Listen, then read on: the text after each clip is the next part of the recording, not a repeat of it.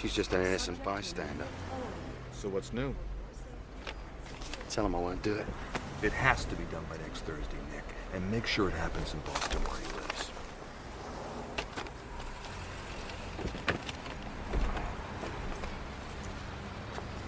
I'll see you in London on Saturday.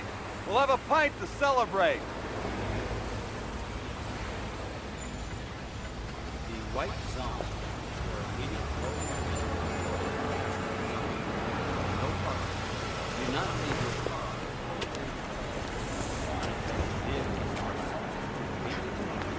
Mr. Toomey! Mr. Toomey! Thank God I caught you! I checked over the figures on those foreign bonds you bought, and as it turns out, you haven't made $43 million. You've lost it. I know. You know? Of course I know. I'm the head of the bond department, aren't I? Talk to you from Boston. Mr. Toomey, you can't go to Boston. All these transactions were personally authorized by you. The board of directors will crucify you. I know. That's why I have to go. And I suggest you just relax, because everything's going to be fine. In fact, it's going to be wonderful. There's something strange inside that man's head. Later, Dinah. Now that I've given you a lift to the airport, you want to tell me why you're going to Boston?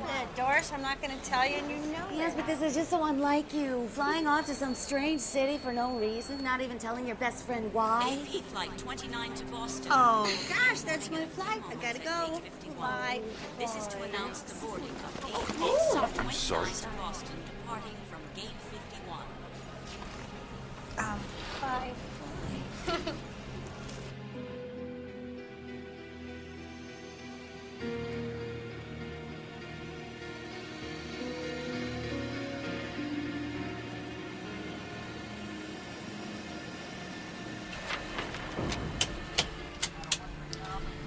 Oh, damn these gauges. They don't tell us anything. That pressure leak could have been anywhere. Don't worry about it. It's the engineer's problem now. How can I not worry about it? You know what a pressure blowout can do. We were all damn near human pate. Oh, man. Maybe I've been doing this for too long.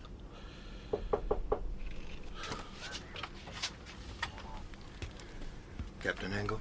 Yeah, but I don't know what to tell you. We couldn't find that pressure leak anywhere. This isn't about the leak, Captain. Could I talk to you outside, please? Why? What's wrong? Outside, please.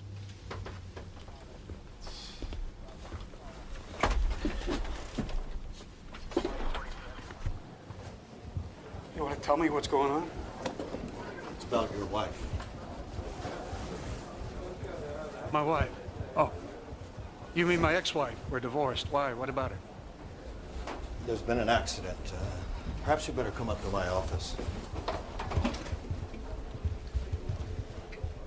What about Annie? How badly has she been hurt? Is she dead?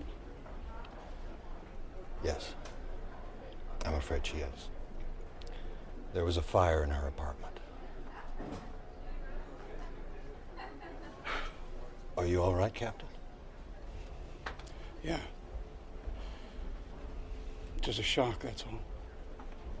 There's a red eye leaving for Boston right now. You can deadhead back on it if you want. Yeah, I guess I better. Ladies and gentlemen, American Pride Flight 29 to Boston is now boarding passengers in all rows. Please, Looks like have a your full boarding flight. passes ready. Yeah, I guess. What's the weather like? Clouds at 20,000 feet from the Great Plains all the way to Boston. Oh, and we've had sightings of the aurora borealis of the Mojave Desert. Northern Lights? Over California this time of year? Who knows? The weather's been really freaky this year. I asked for a window seat, and that's what I'd like. See right there? Yes, of Says where course, your sir. seat is. I want a window seat. Why don't you talk No. Why don't you talk to the ticketing agent? I only want to talk to you. I don't want to be her problem. I want to be. There's one on every flight, isn't there? Always. And since we have a very full flight this evening, we ask that you kindly place all bags and carry-on articles securely in the overhead luggage compartment or under the seat in front of you. If you are in need of any assistance, the flight attendant will come by to help.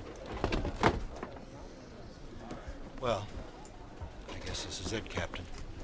Have a nice trip. And my condolences. Thank you. Pardon me. Excuse me.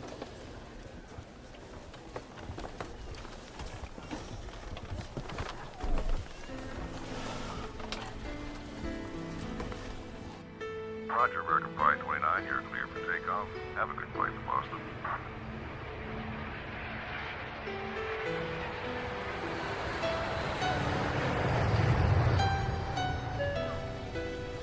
Our flight tonight will take us over the Rocky Mountains and Denver, past Des Moines and up over St. Louis, then on into the Boston area. So, folks, relax, enjoy the flight, and thank you for flying American Pride.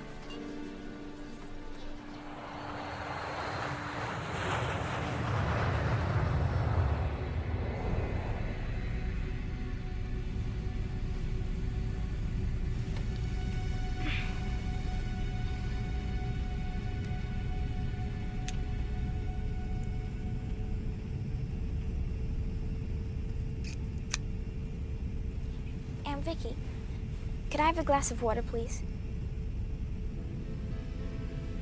Aunt Vicky? Aunt Vicky?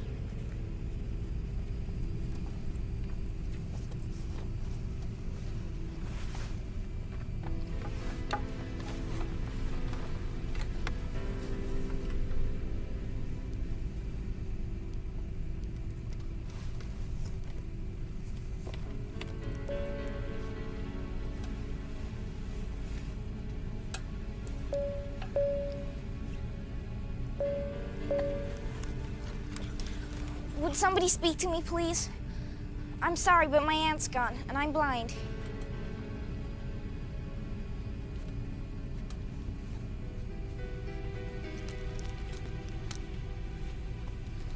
Hello? Is anybody here?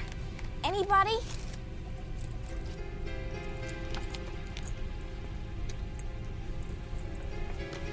Dear God, please let someone be here. Anyone know?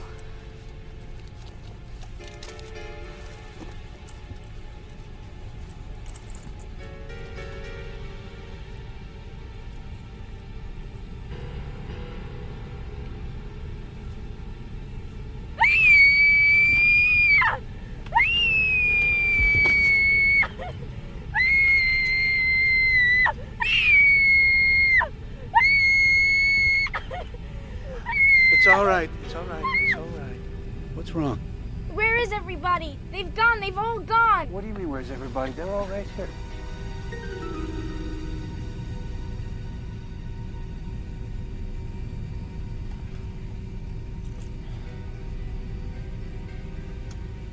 What happened? Did we land while I was asleep and let the others off? Where's my aunt? I want my aunt. Please, I want my aunt. You're gonna be all right. What's your name? Dinah. I can't find my aunt. I'm blind and I can't see her. I woke up and her seat was empty. Who was screaming? Is the plane in trouble, mister? Where is everybody? What's going on? Are we in Boston already? I want my aunt now! Aunt Vicky! Aunt Vicky! Hey! Aunt Vicky! What the hell is going on here? Will someone shut this brat up? You're not alone. There are other people here. Can you hear them? Yeah, I can hear them. But where's Aunt Vicky? And who's being killed? Killed? Has someone been killed? Have we been hijacked? No one has been killed. I felt her hair. Someone cut off her hair. It's 10. Counting yourself and the bloke asleep in first class. What about the crew? Anybody know about them? Not yet. I was just about to find out. You stay with the girl? Yeah, all right, but what's happening? Gotta come back with some answers. All right, everybody, just calm down.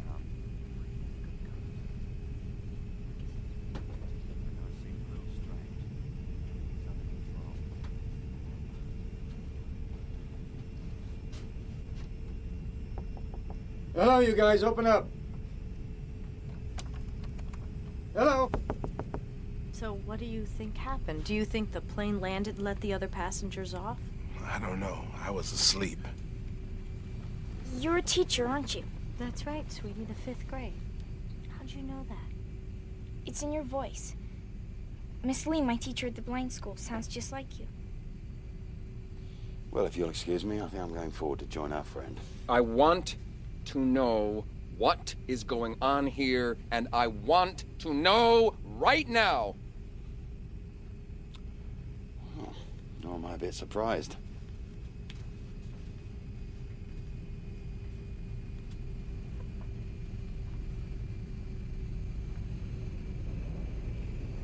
You said before that you had felt someone's hair. What did you mean by that? Over there on one of the seats.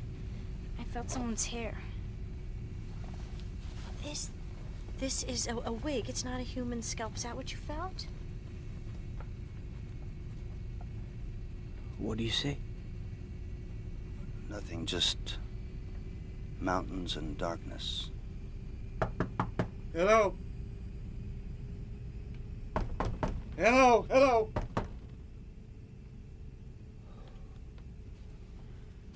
What's wrong? Flight crew disappeared with everybody else? Yeah, no, I don't know. They're not answering my calls and the door's locked from the inside. I was afraid of that.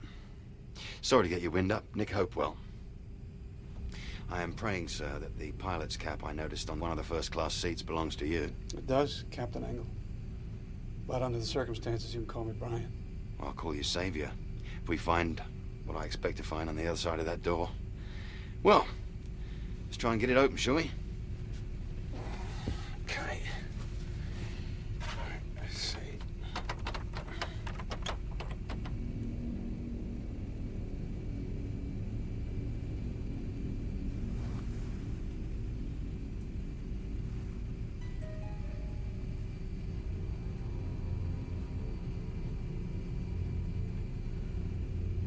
How could someone disappear and leave their hairpiece behind? It's quite a mystery, don't you think?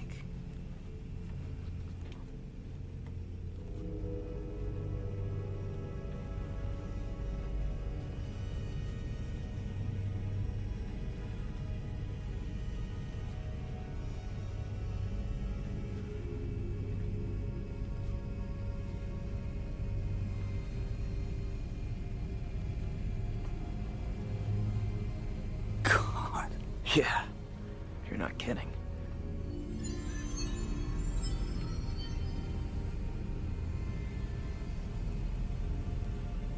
Somebody's bridge work. I was afraid of that.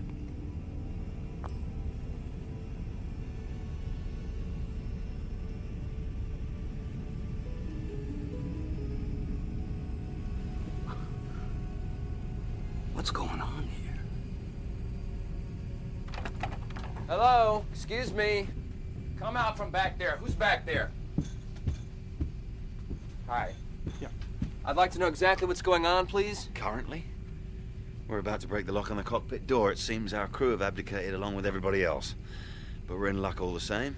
My new acquaintance here just happens to be a pilot. You work for American Pride, friend? Yes, I do. But I think what's important right No, now... no. I'm going to tell you what's important. No, I'm going to tell you what's important. You know what's important? I have a meeting at Boston's Prudential Center at 9 o'clock this morning. Promptly at 9 o'clock. That's what's important. Now, I booked a seat on this conveyance in good faith, and I have absolutely no intention of being late for that appointment. Wait. Now, I have 3 questions for you. Number 1, who authorized an unscheduled stop for this airliner while I was asleep? Number 2, where was that stop made? And number 3, why? Why was that done? You ever watch Mr. Spock on Star Trek? What the hell are you talking about? Just if you don't shut your cake hole, you bloody idiot, I'll be happy to demonstrate his Vulcan sleeper hole for you. Don't you talk to me like that. Do you know who I am? Of course I do. You're an obnoxious little twerp who likes to hide his fear behind aggression. No harm in that, but you are in the way. Listen to me. Listen!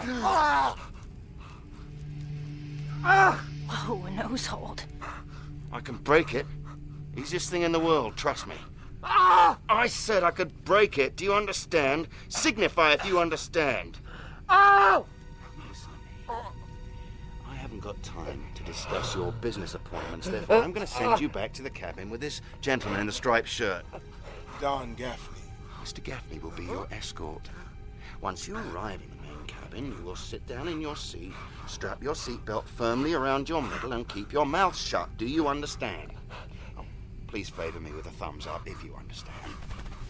Jolly good. Now, I'm going to let go of you and your nose now. And when I do, if you so much as utter a word, a syllable, you will be investigating hitherto unexplored realms of pain.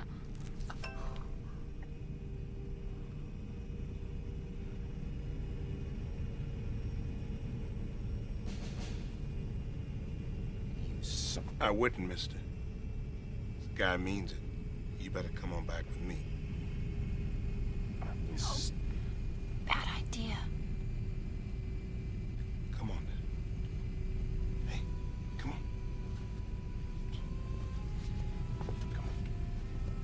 Let's see if we can find something for that nose.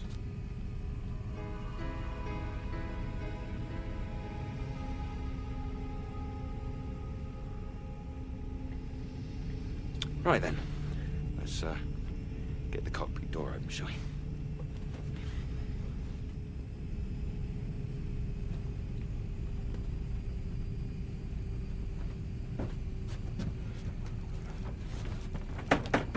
Come on.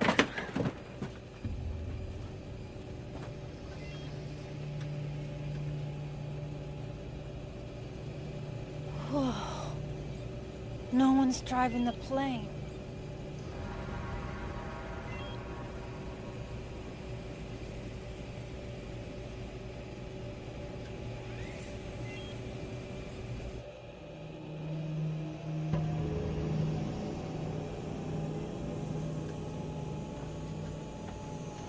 Fast, wherever it was. Look there. I mean, look here. If you want watches, you can take your pick. There are tons of them back in the main cabin. Oh, there indeed. Watches, jewelry, and glasses. Also purses, but the weirdest thing is there's stuff that we're pretty sure came from inside of people. Like surgical pins, pacemakers. You know, I've been going on roughly the same assumption as our rude friend, the one I used the nose lock on, that the plane had landed somewhere for some reason, and then most of the passengers and crew were somehow offloaded, and then... No, there couldn't have been a takeoff while we were sleeping. Well, you can fly that plane on automatic, but you need a human being to take one up or land it. So where are the passengers and crew then? I don't know. But I plan on finding out. Want to hand me that paper, please? Well, our altitude is right. 37,000 feet. We're on course.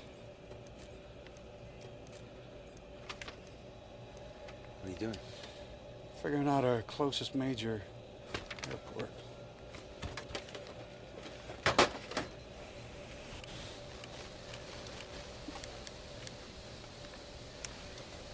Denver Center, this is American Pride, flight 29. You read me, over.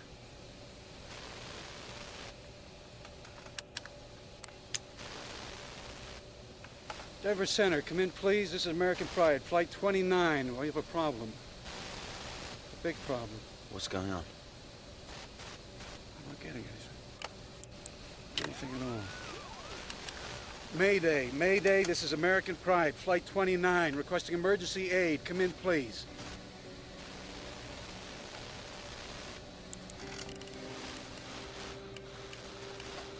Unicom, this is American Pride, flight 29, requesting immediate radio contact. Over. Denver, come in. Come in, please. This is AP, flight 29. You answer me, damn it. Easy, mate. That dog won't bark either. What do they do down there? Have a nuclear war? Look, easy. Tell me what you mean. The dog won't bark. I mean, Denver Control, that dog. I mean, FAA Emergency, that dog. Unicom, which gives advisories at small airports, that dog too. This is a medium shortwave, man.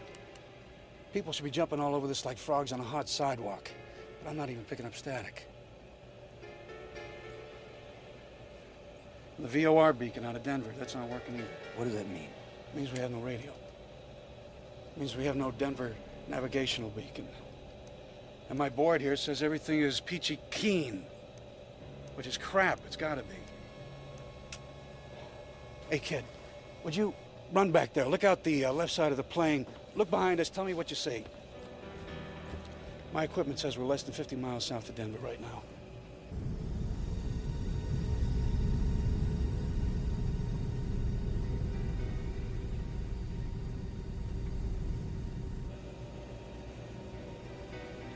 Well, there's nothing out there. Nothing at all.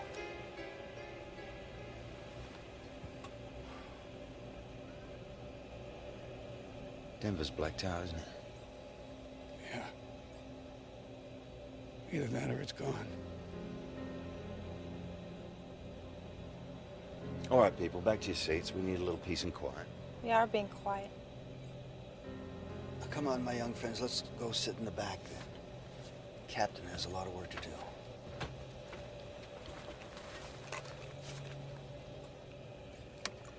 What are you doing? Using the military aircraft band. Strategic Air Command is never off the air.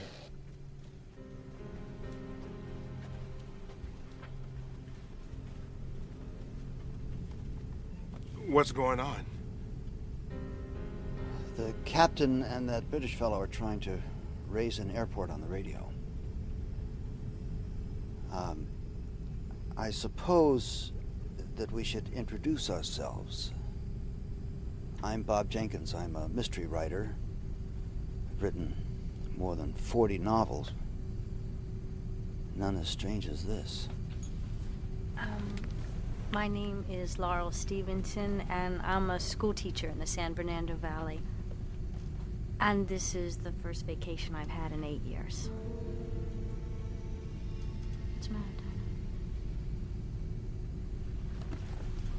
Dinah? My name's Dinah Bellman, and I'm on my way to have an eye operation in Boston. Afterwards, I'll be able to see again. Probably be able to see again. The doctors say there's a 70% chance I'll get some vision, and a 40% chance I'll get all of it. Albert Kausner. I'm on my way to the Berklee School of Music. I play violin. I'm Bethany Sims. I was gonna spend a couple of days with my aunt in Worcester, Mass. Now...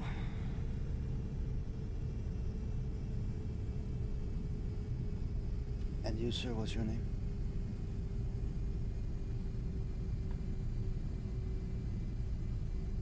How about you? What's your name? I'm Don Gaffney. And what do you do? I'm a tool and die worker for Hughes Aircraft. I'm on my way to Boston to visit my first granddaughter. Okay, at least we've met. That leaves us with the $64,000 question. Where did everybody go, and why didn't we go with them?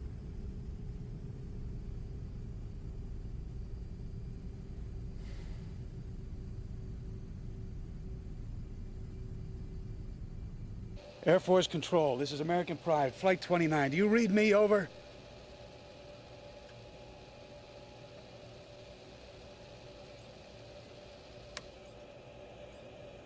That dog won't bark either. We're all alone up here. Completely. Totally. All alone. You listen to me, my friend. We don't want to panic on our hands, do we? You've got 10 people on this airplane, and your job's the same as it ever was, to get them down in one piece. You don't have to tell me what my job is. I'm afraid I just did. You look a damn sight better now.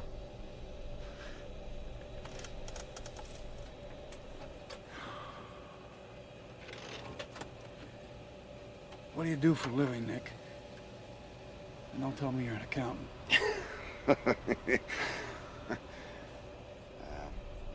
Junior attaché, British Embassy, old man. My aunt's hat. Well, that's what it says on my papers. If it said anything else, I suppose it'd be Her Majesty's mechanic. I fix things that need fixing. Right now, that means you. Thank you, but I'm fixed. Good enough, then. So what do you intend to do? Can you navigate without these ground beam thingies? Can you avoid other aircraft?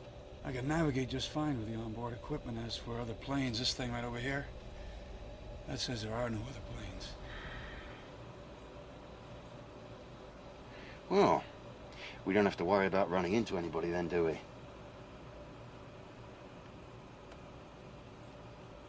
So what do we do now? On to Boston? Logan, at dawn. One of the busiest airports in the world with no idea what's going on in the country below us? No way. No, we're heading to Bangor, Maine. And I think it's time to tell the passengers.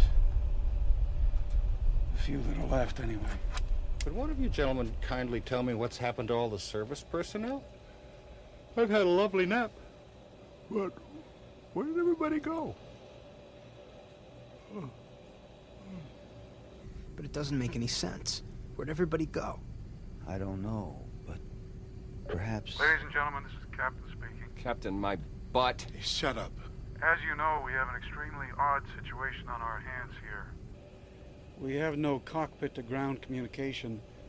And about 5 minutes ago, we should have been able to see the lights of Denver clearly from the airplane. We couldn't.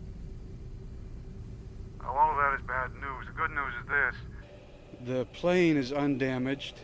We have plenty of fuel. And I am qualified to fly this make and model. And the last thing I want to pass on to you is that our destination will now be Bangor, Maine. What? Our in-flight navigation equipment is in 5x5 working order. But I can't say the same for our navigational beams. Under the circumstances, Bangor International Airport will be our safest bet. I have an important business meeting in Boston this morning at 9 o'clock, and I forbid you to fly us into some whistle-stop Maine airport! Do you hear me? Would you please be quiet? You're scaring the little girl. Scaring the little girl? Scaring the little girl! Lady! We're diverting to some tin pod airport in the middle of nowhere! I've got better things to think about than scaring the little girl! Why don't you just sit down and shut up, or I'm gonna pop you one! I don't think you could do it alone, bud. He won't have to. I'll take a swing at you myself if you don't shut up. I'm real scared now.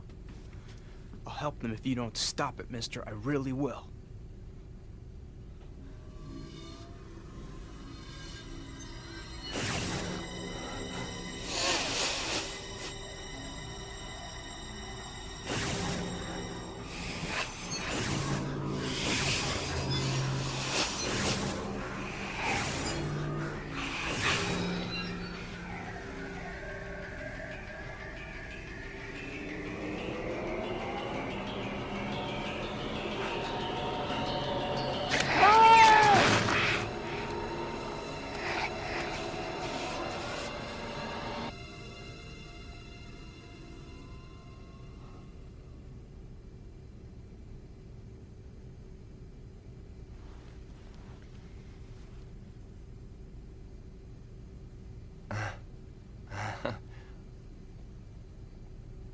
Okay.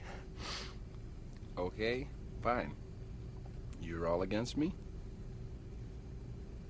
That's fine. That's fine.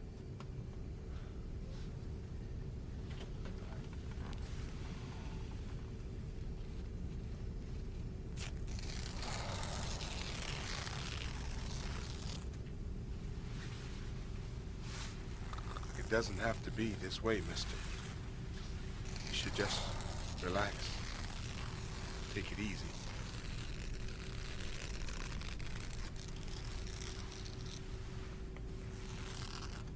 Anyone here know how to work this little oven up in the galley? I didn't think so.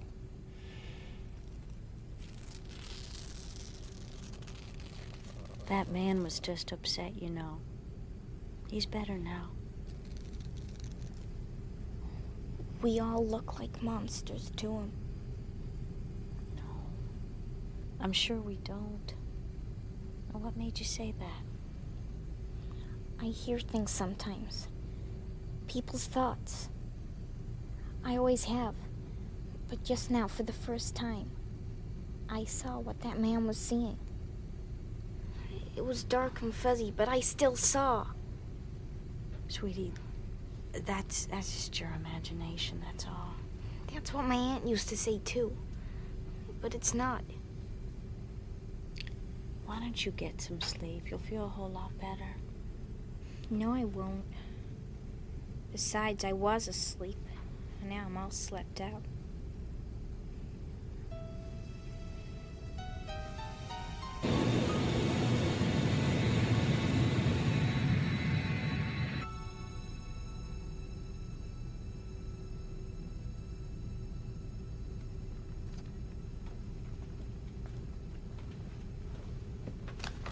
See anything?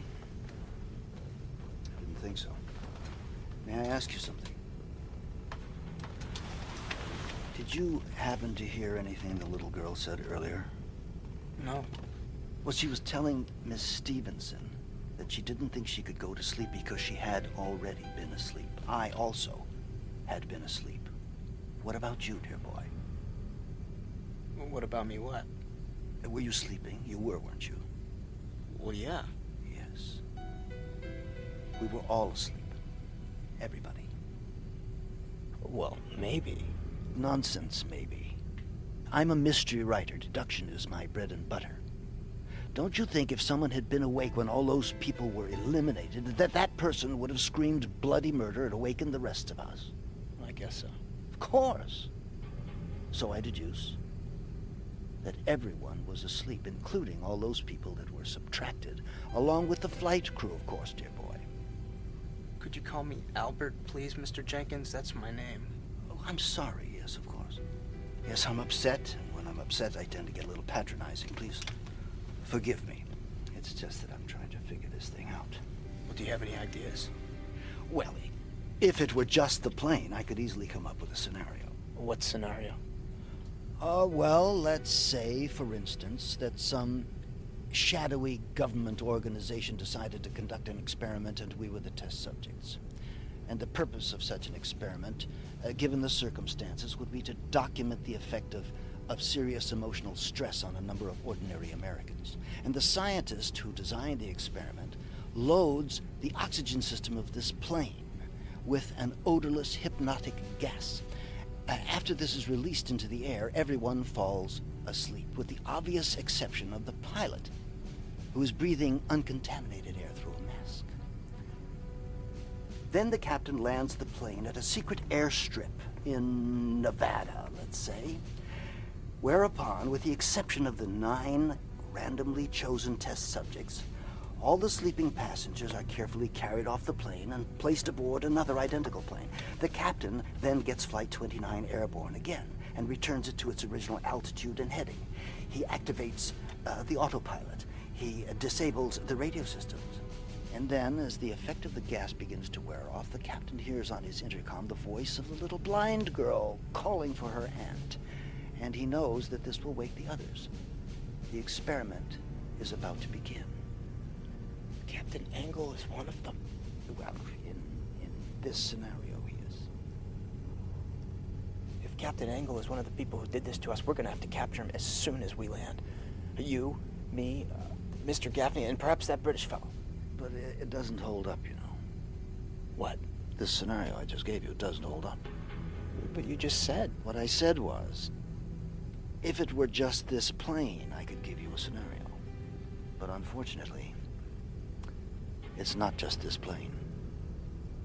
The city of Denver is probably still down there, but all its lights were off, if it was. And it's not just Denver, I can tell you that. Omaha, Des Moines, St. Louis, there isn't a trace of any of them down there either. Now, what has happened has not just happened on this plane. And that's where deduction breaks down.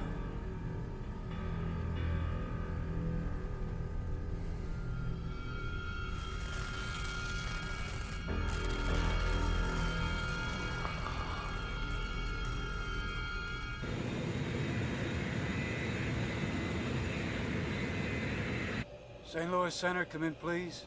This is American Pride, 29 Heavy. Repeat, American Pride, Flight 29 Heavy. Do you read me, over?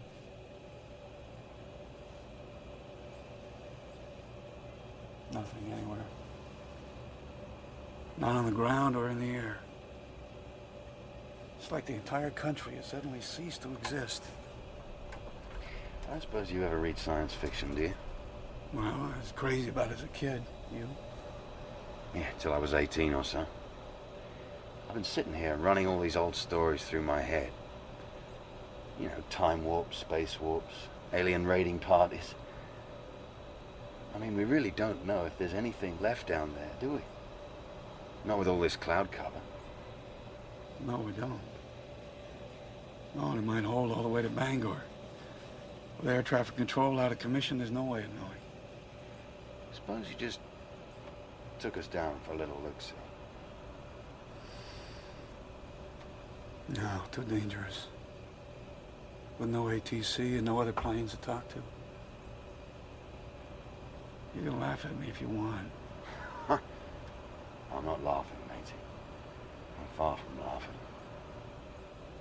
Well,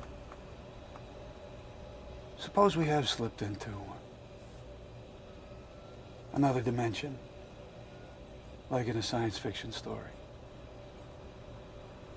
How do we know what's down there? I mean, this Earth could have the Rockies in upstate New York. Well, we seem to have the sky pretty much to ourselves. Up here, that's true. Down there, who knows? And who knows, it's a very dicey situation for an airline pilot. So, for now we just go on. Right. And wait. Right again. Well, you're the skipper.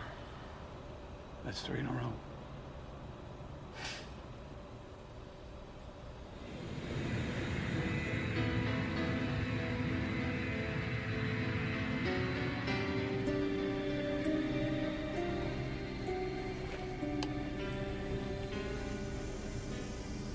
What do you see?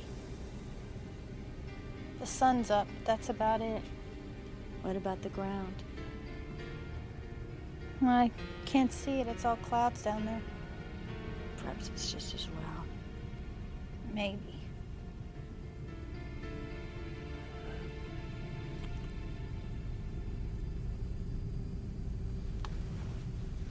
Feeling better?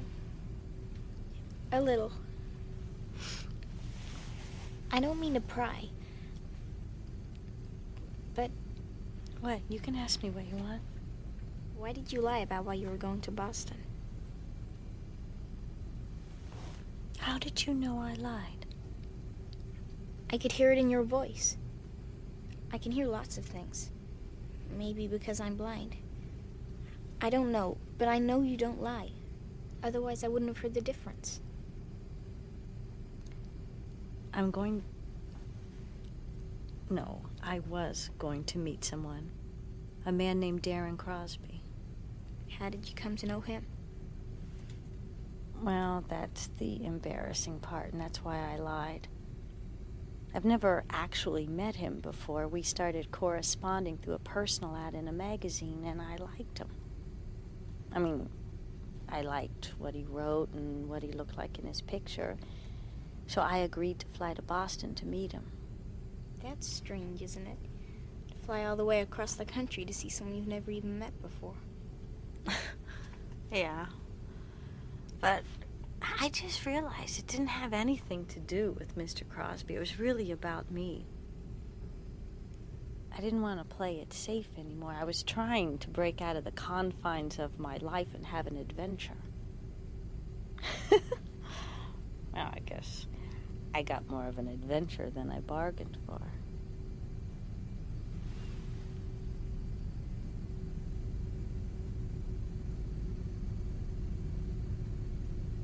You're very pretty, Laurel. I'm sure you'll find what you're looking for.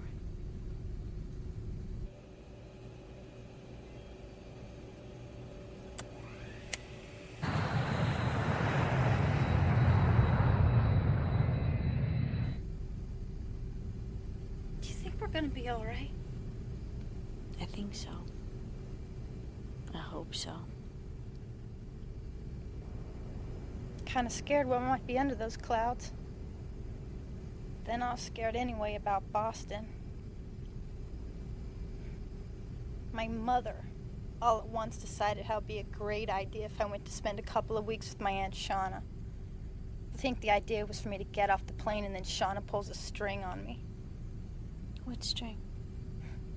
Do not pass go, do not collect $200, go directly to the nearest rehab and stay there till you've dried out. Everything just seemed so weird before that this just seems like more of the same. This is really happening, isn't it? I mean, I'm not just imagining it, am I? No. It's real enough, all right. Do you need a rehab, Bethany? I don't know. I guess I might. I used to just think it was party time, you know? All the booze and drugs I could get, but now, I don't know. But getting shipped off this way just makes me feel like a pig in a slaughterhouse chute. I'm sorry. Yeah. I'm sorry too, but I guess this is the wrong time to worry about it, huh?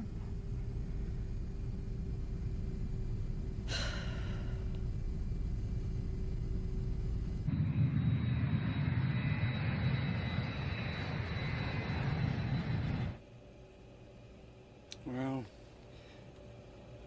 I think it's time to fish or cut bait. Hello again, ladies and gentlemen. This is Captain Engel speaking. We are currently over the Atlantic Ocean, about 30 miles off the Maine coast.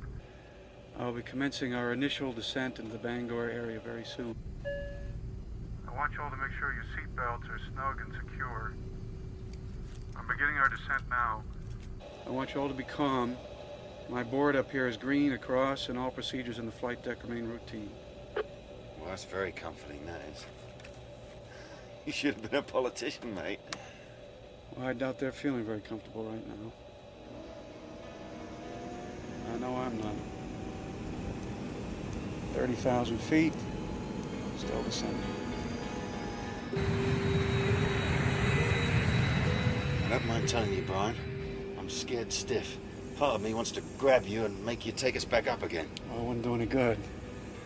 We can't stay up here forever. I realize that. But I'm still afraid of what's under these clouds. Or not under them. Well, we'll find out together.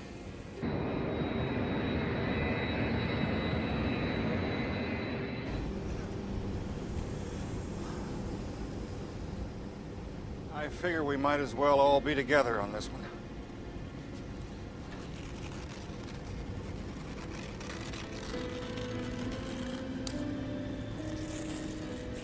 Mind stopping that? It's driving me crazy.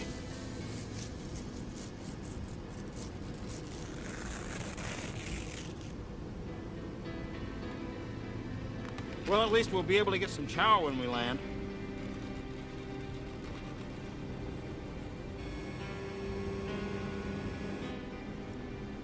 You know something, Dinah? What?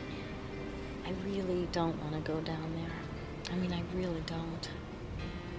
Well, if it'll make you feel any better, you're not the only one. I'm scared. I mean, very scared. I think I'm gonna pass out.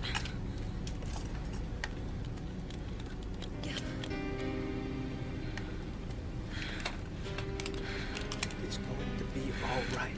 I hope so. Oh!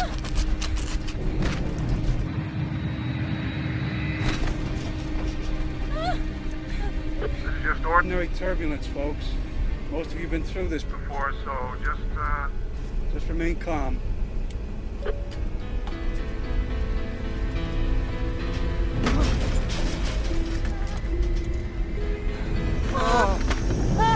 What's wrong? Is there something wrong with the plane? Are we gonna crash? No, I don't think so, sweetie. I hope not. Is it gonna be all right? Is it really gonna be all right? I hope so, honey. I hope so. God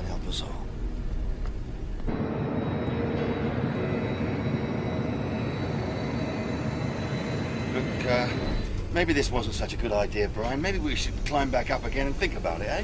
Not enough time and not enough fuel.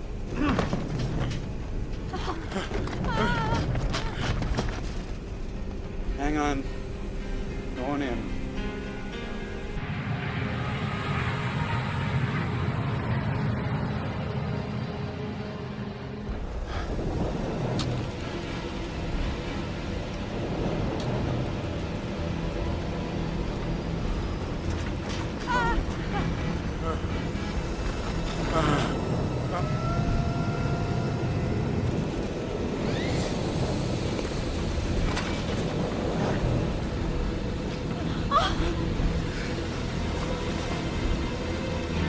Bethany! Bethany! Bethany! Oh, God, what the hell was that? Bethany! There's a drink trolley loose up front. It probably rolled into the galley wall or something. Say something.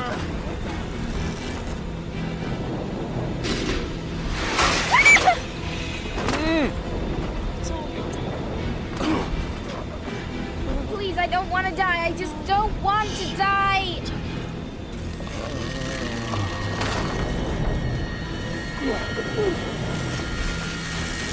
Let's quit it right now, you worm! I'm gonna take what's left of that magazine and stuff it right down your throat! Try it, you little jackass.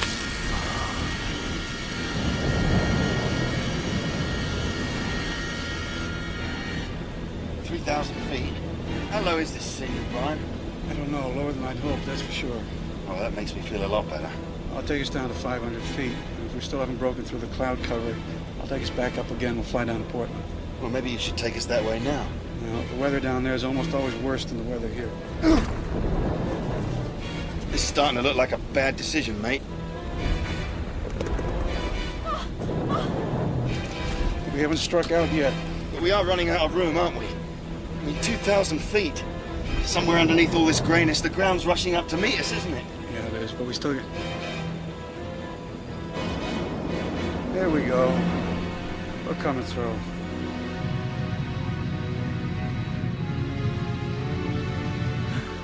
It's all right. It's all right.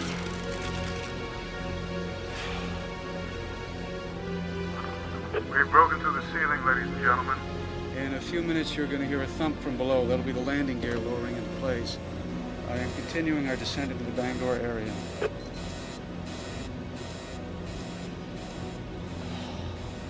Wish me luck, Nick. Oh, I do, matey. I do.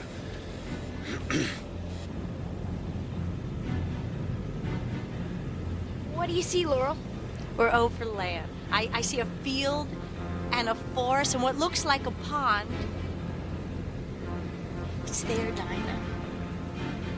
It's all there. I'm sorry, miss, but you're completely wrong.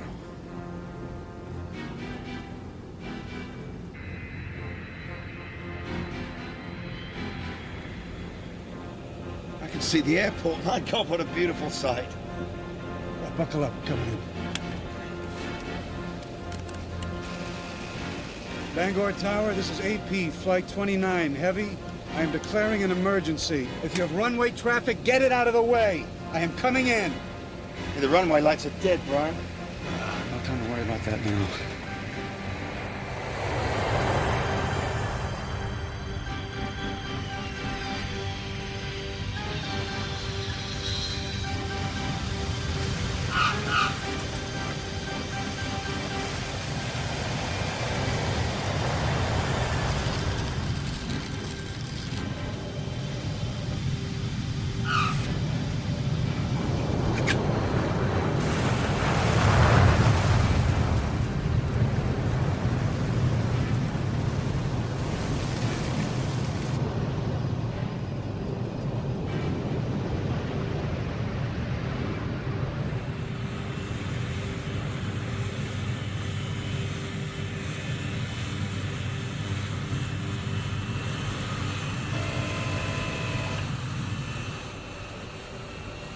Routine landing. Nothing to it.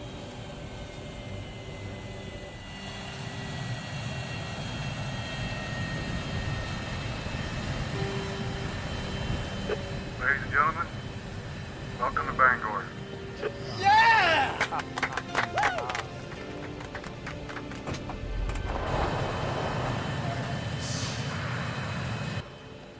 Thank you for that welcome, my friend. My deep appreciation stems from the fact that it appears you're the only one who's going to extend one. And this place is utterly, totally deserted. No, it can't be. Unfortunately, I'm afraid it is.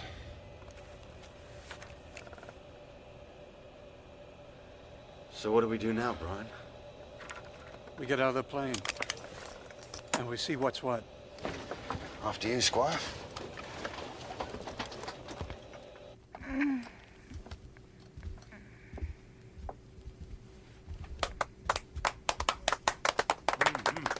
Okay. Yes. What is it? It's the pilot. It's the pilot that landed us safely.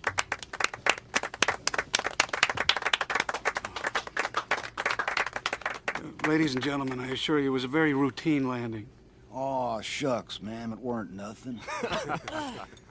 You made it down alive? That's great. If I could just have your attention. Now, I know you've all looked out the windows, so you know as much as I do. Not only have the passengers and the crew on this flight disappeared, but it now appears that the people on the ground have disappeared as well.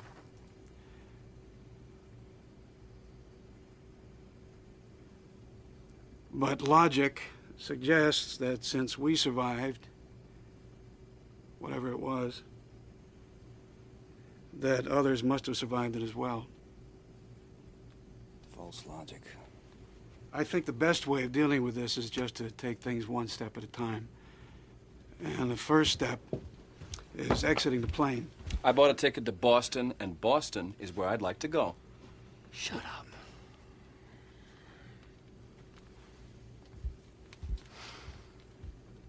We're gonna have to use the emergency slide, so I want to review the procedures with you. Now listen carefully, and then form a single file line behind me.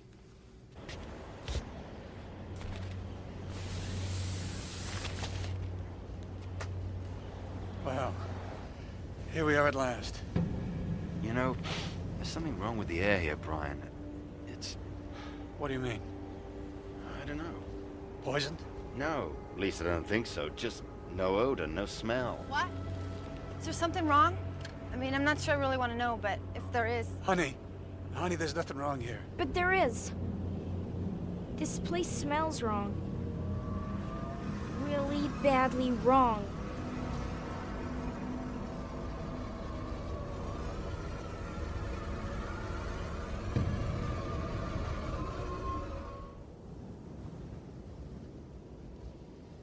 Honey, we have to investigate. We don't have any choice. You understand that, don't you? Why? Why do we have to? There's no one here. Well, we really won't know that until we check, will we? I know already. Listen. There's nothing to smell and nothing to hear. No birds singing. No motors revving, no nothing. But what? Never mind. Well, what now, Captain? You tell me. Us. I suspect this is more your territory than mine. You realize I can turn you in for this, don't you? You realize I can sue this entire airline for $30 million and name you as primary respondent? Well, that's your privilege, Mr. Toomey. Craig Toomey. Mr. Toomey. Mr. Toomey, are you aware of what has happened to us? There are no excuses. Mr. Toomey? Just terrible. Mr. Toomey? Stop wasting time! Mr. Toomey? This is terrible. Just terrible. An A- and a B. A B, for God's sake. What, you gonna dig ditches for the rest of your life? But Daddy, There are no excuses. Look at this. That's a B. That stands for bum. Now, what happens to lazy bums who lie down on the job, Craig? The Langoliers get them? They do more than get them. They get them and they eat them. They tear into those lazy little boys with their dry, hungry, chomping teeth. No, Daddy, don't let them get me! They will get you unless you get with the program and stop wasting time. They will eat you alive! Alive and screaming! Mr. Toomey. Mr. Toomey? Stop wasting time, Craig! Mr. Toomey, are you listening to me? Of course I'm listening to you, and I know what happened to everybody here, these stupid, lazy people. The Langoliers got them. Pardon me? You know how important my meeting at the Prudential Center in Boston is? Do you understand that the economic fate of nations may hinge on this meeting, a meeting from which I shall be absent? Well, that's all very interesting, but really, right now, I don't have the time. Time? What the hell do you know about time? Ask me about time! Ask me! Time is short, sir!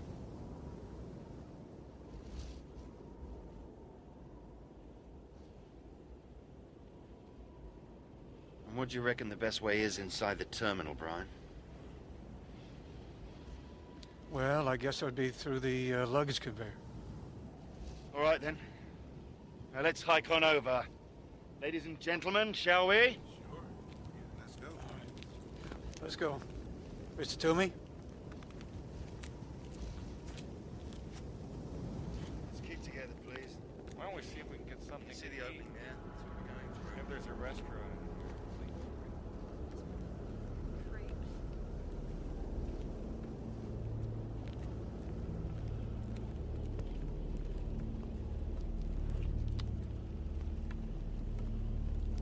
Don't have to worry so much, Dinah. It's just that the situation is strange, therefore everything seems strange. Including the sound your heels make hitting the concrete? You're right. They sound weak. That's right. Weak. Almost as if they don't have any strength.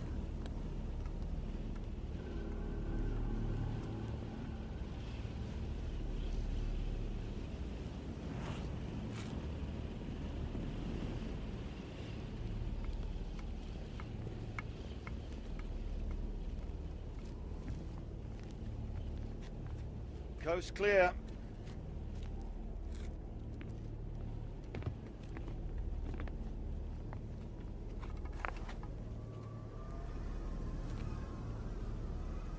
It's really wrong here.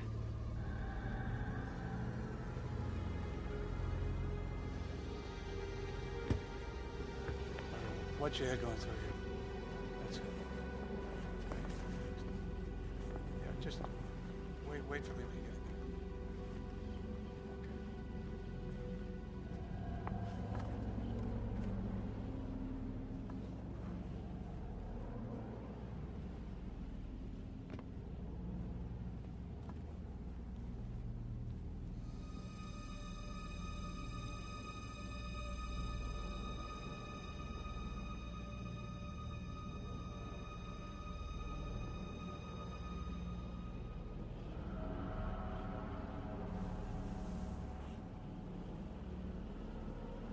Right then. Let's try the telephone, shall we?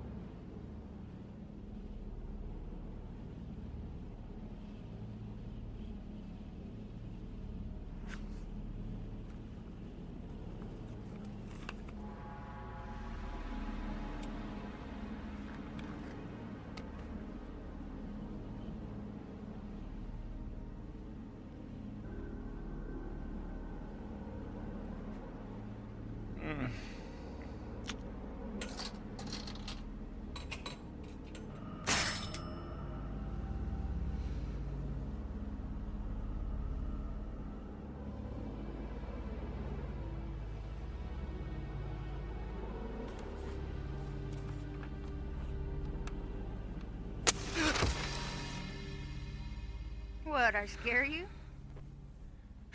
A little. God, at least that's better. Didn't dare do it on the plane. I thought I might blow something up. Excuse me, but I quit those, 10 years ago. No lectures, please. I've had enough to last me a lifetime. No. I was gonna ask if I could have one. Thank you. Thanks.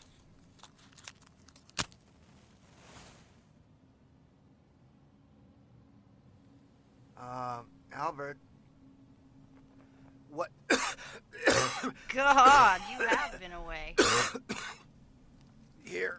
Now I know why I quit him. God. Albert, what time's your watch say? 8:45. Yeah, so does mine. But I don't trust it. It feels much later than that to me. You know, it does. It feels like it's almost lunchtime. Isn't that nuts? It's not nuts. It's just jet lag. No, I disagree with you, young lady. We traveled west-east, and any temporal dislocation that west-east travelers feel works in the opposite direction. They feel it's earlier than it really is. I wanted to ask you about that exact thing on the plane. When the captain told us that there must be other people here, you said false logic. But it seemed straight enough to me. We were all asleep, and we're here. And if this happened at 4:07 Bangor time, well, then almost everybody in town must have been asleep. Yes. Yes. So, where are they?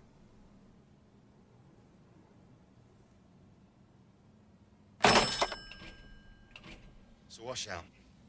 They're all dead. No dial tone, no operator, nothing. You can add the sound of no phones ringing to that of no dogs barking, Brian. So what do we do now? Let's go upstairs. That's where the restaurant must be. You know, you got a one-track mind, mister. In the first place, my name is Rudy Warwick, not Mr. Sorry. And second, people think better when their stomachs are full. It's a law of nature. I agree with Mr. Warwick. I think we could all use something to eat. Yeah, why not? I'm starting to feel like Robinson bloody Crusoe anyway.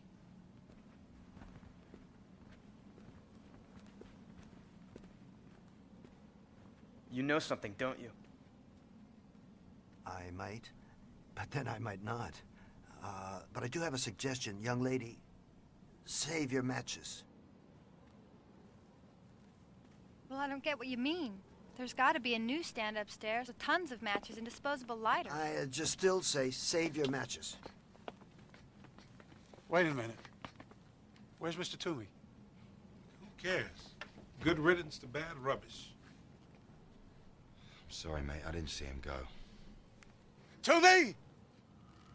Craig Toomey! Where are you? Something's wrong. There's no echo. What do you mean? That's impossible. Hello? Is anybody there? Hello? Is anybody there?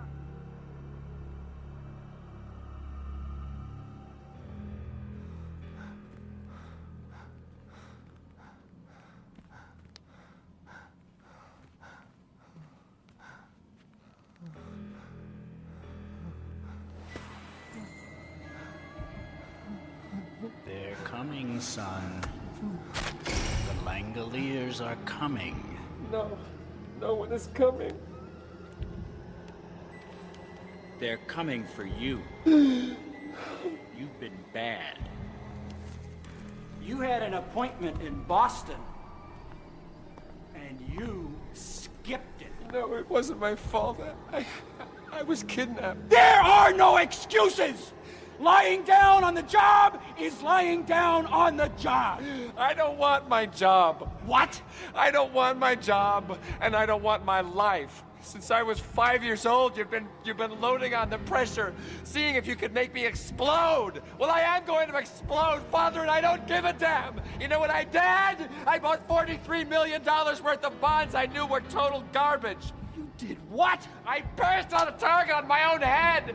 I went out. I went out. Get a hold of yourself, for God's sake! Now, are you ready to get with the program? Why can't you love me and leave me alone? Love is not part of the big picture! Now, are you gonna look at the big picture, or do I have to let them have you? No, they don't even exist. They exist. No. They were here and they'll be back. They'll be back for you, you lazy sack of dirt! What can I do? What can I do? What can I do? What can I do? You do whatever you have to do, and you get to Boston! Because if you don't, Craigie Waggy, they are gonna chew the eyes right out of your head. Daddy, no, make them go away! Make them go away, please! Just make them go away! Make them go away! Okay? Okay? To me! Craig, to me!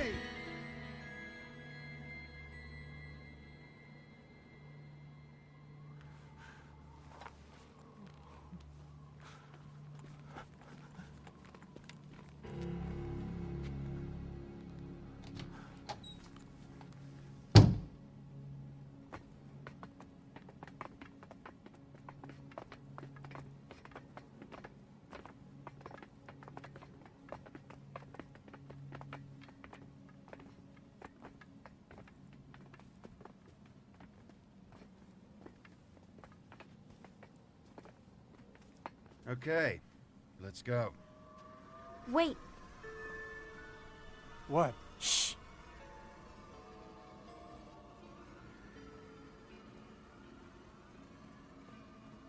There. There, I feel the light.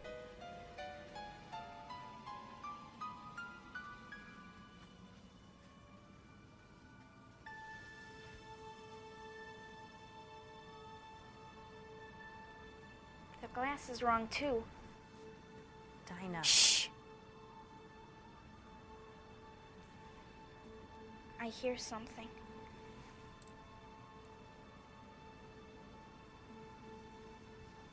There's nothing out there. Dinah, it's your imagination, that's all. Dinah, tell us what you hear. I don't know. It's very faint. I heard it when we got off the airplane. And then I decided it was just my imagination. Now I can hear it even through the glass. It sounds a little like Rice Krispies after you pour in the milk.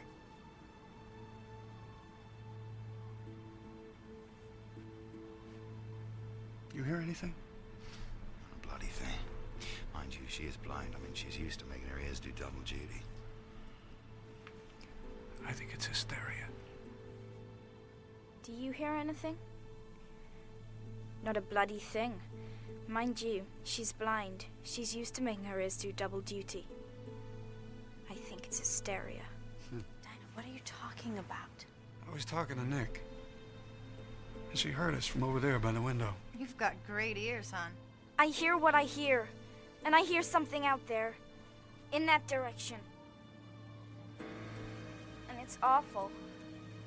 A really terrible, scary sound. If you could just tell us what it was, little miss, it would really help. I don't know. But I know it's closer than it was. We have to get out of here, and soon. Because something's coming. There's something making that horrible serial noise. Dinah, the plane we came in on is almost out of fuel. Then you have to put some more in it! It's coming! Don't you understand? It's coming! And if we haven't gone by the time it gets here, we're all going to die!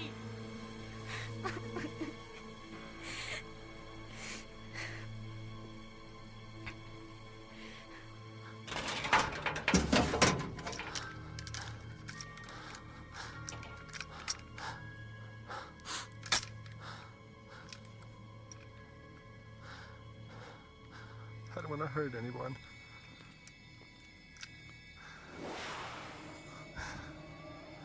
Don't forget, 𝐜𝐴𝐨𝐲𝐲𝐫. The Langoliers were here. And they will be back. You'd better be gone when they get here, or you know what will happen. Oh, I know what'll happen. They'll eat me. They'll eat me all up.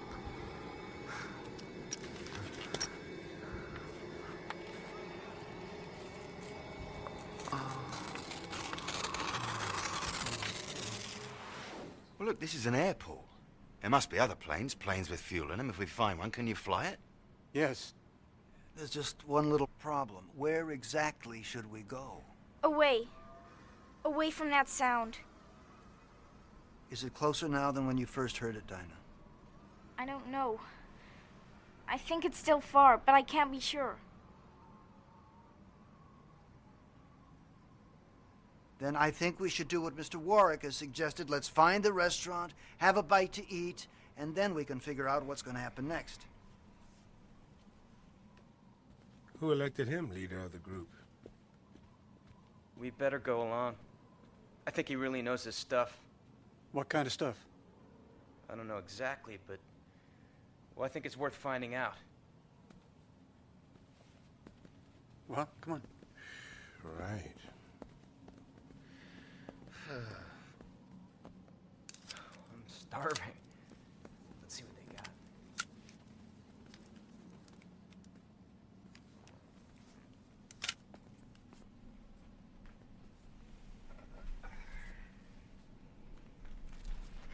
See? Told you I didn't need to save my matches. You were right. But let's try one of these, okay? Sure, but why? Well, that's what we're going to find out. Son of a bee.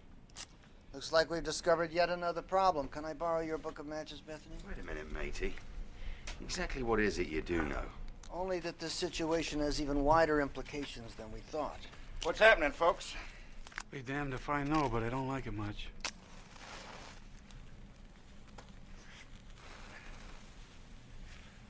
Huh.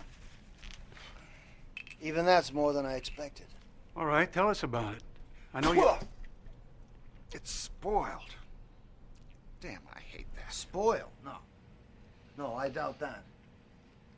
But you can tell from the clocks that the power in the cold case must have gone out less than 5 hours ago. You don't think it's spoiled? You try it.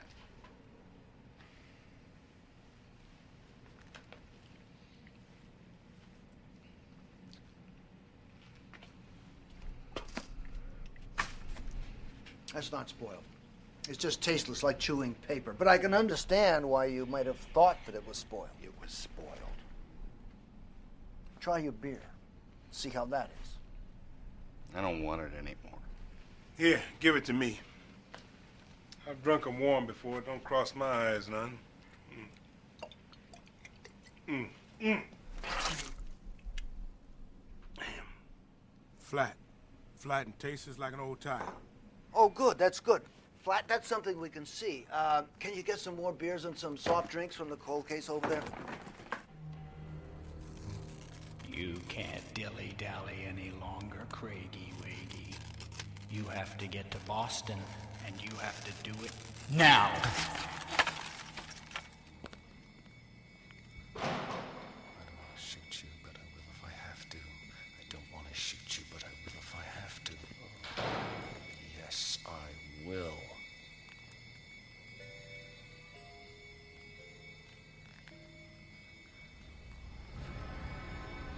You're out there, aren't you?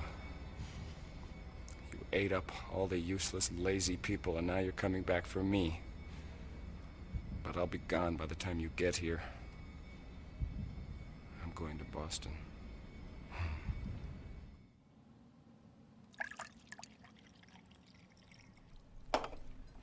So we're all agreed. The beer's flat.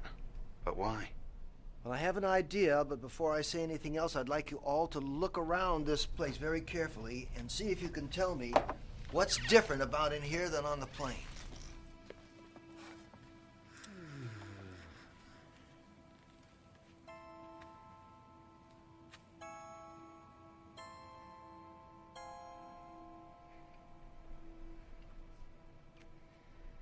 The rings.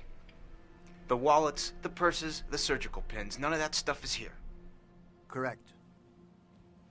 That's 100% correct. As you say, there's none of that stuff here. But when we woke up, it was on the plane. Why isn't it here? Maybe nobody was here when it happened. No, that's nonsense. An air terminal is like a police station or a fire station. There's people there regardless of the hour. Watch out, I hear someone! I don't want to shoot her, but I will if I have to. Now take me to Boston. What's you happening? hear me? What is it? Take me to Boston. You're choking me! What is he doing? Stop choking me! Steady on, old mate. Stop moving around! You can make me do something I don't want to do. Now you stop moving Do around! as he says, Bethany. I don't want to shoot her, but I will if I have to. Ow! No, Albert!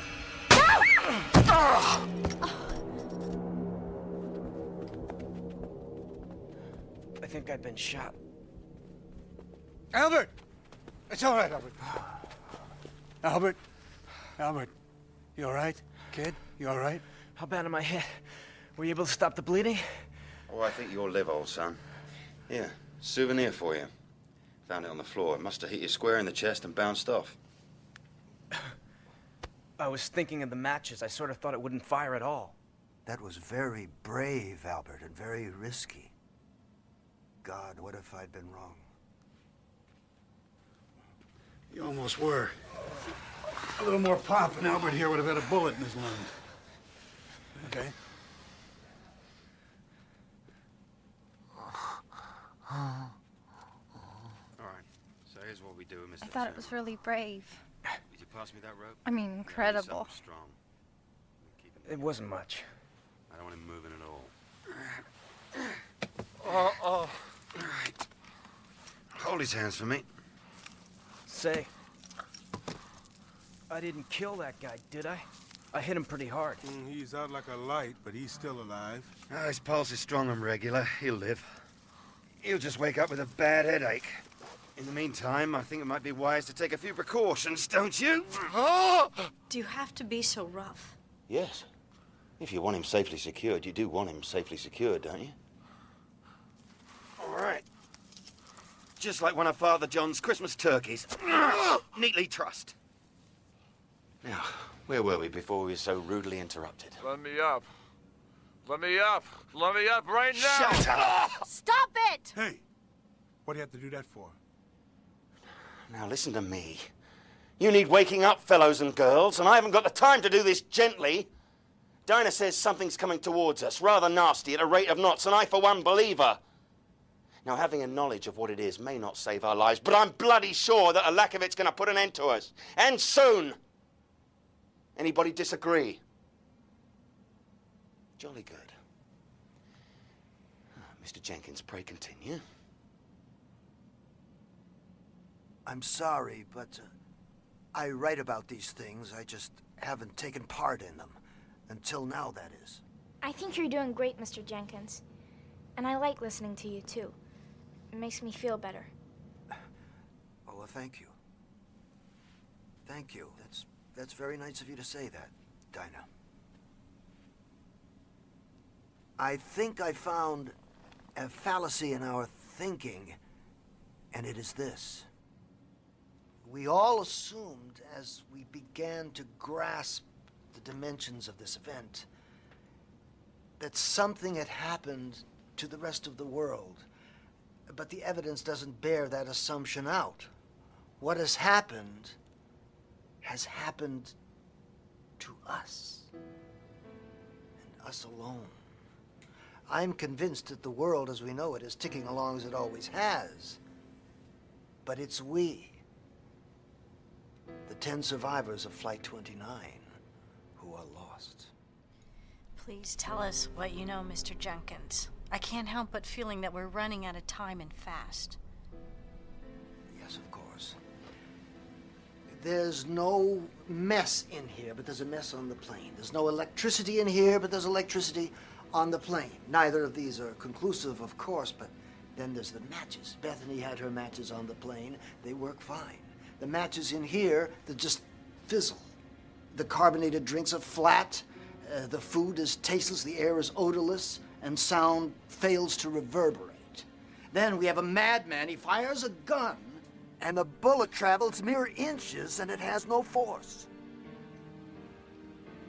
Then, of course, there's the weather. What about it? Well, there's a strong wind blowing out there in heavy gusts. And yet there's a low cloud cover that doesn't move at all. It's frozen in place. I think the weather patterns are stopping, or they're running down like an old pocket watch. Which brings me right to the very hub of the matter. I said not 15 minutes ago that I felt it was lunchtime. Well, now I feel it's a lot later than that. I feel it's 3 o'clock, 4 o'clock in the afternoon. And I have a terrible feeling that we're going to see it getting dark outside before our watches tell us it's 9:45 in the morning. Please, Mr. Jenkins, can we get to the point? Well, the point is that what we're dealing with here is time. Not dimension, as Albert has suggested. Let's say that every now and then a hole appears in the stream of time. Not a time warp, but a time rip. A rip in the temporal fabric. That's the craziest thing I ever heard. Amen. Mr. Gaffney, what's happening to us, the situation that we're in, this is crazy. Go on. Well, let's say that such a rip in the fabric of time does occur now and then. It would be similar to certain rare weather phenomenon that are reported, like upside-down tornadoes and circular rainbows and daytime starlight. The Aurora Borealis.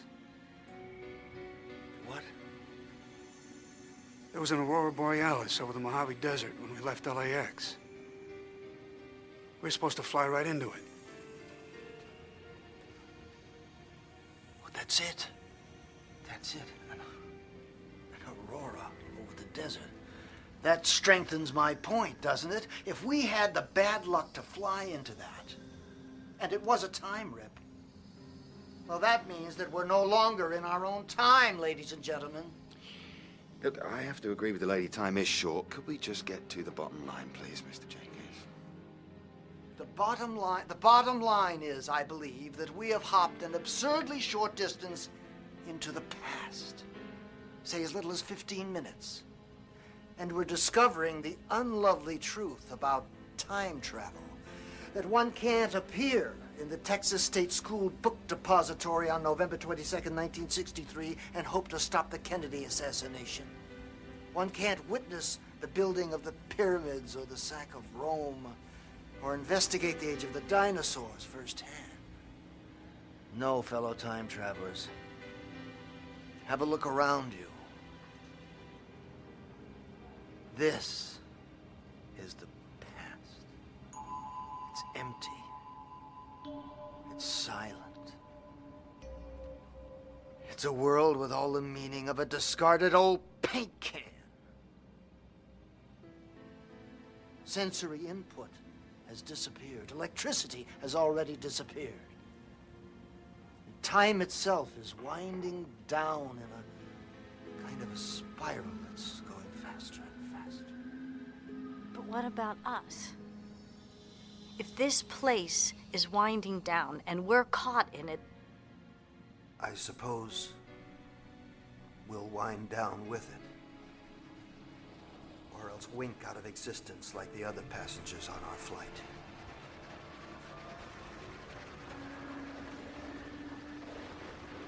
Mr. Jenkins, the sound I told you about before.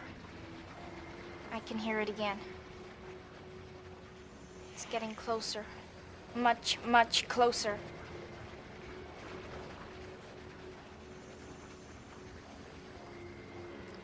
I'm going back out to the windows.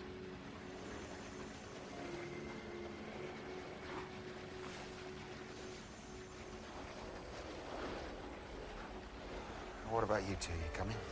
we can hear it as well as we want to from here. Why'd you stay away from Mr. Toomey? Stay away from Mr. Toomey.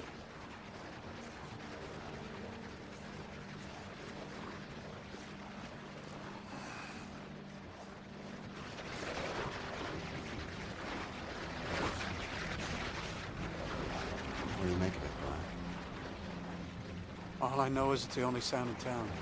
No, it's not in town yet, but it will be, and soon. Dinah's right. We gotta get out of here, and we gotta get out of here now! Yeah, but where do we go? Atlantic City, Miami Beach, the nearest spa? Captain, you're suggesting that there's no place we can go. I hope that you're wrong about that. First, I have a question. Is it going to be possible to refuel that plane even though there's no power? Yeah, they have fuel pads in the ground next to the jetway out there. They should be full. But even if we do refuel the plane, then what? Then we take off again. The sound is coming from the east. The time rip was several thousand miles to the west. Can you retrace our original course? Yeah, I can, but why? The time rip might still be there. Don't you see? We might be able to fly right back through it. He might have something there, Brian. He just might. Yeah, he might. He might, or it might not. It doesn't really matter, because we're not going anywhere in that plane. Why not? If we can refuel it, then why... Remember the matches? The ones from the bowl in the restaurant, the ones that wouldn't light? What? What about them? Well, don't you see, mate? If the matches won't light and the beer's flat... Then jet fuel won't burn. It'll be as used up and as worn out as everything else in this world. I might as well fill up those fuel tanks with molasses. You mean we're stuck here? With that noise coming closer and there's no way out?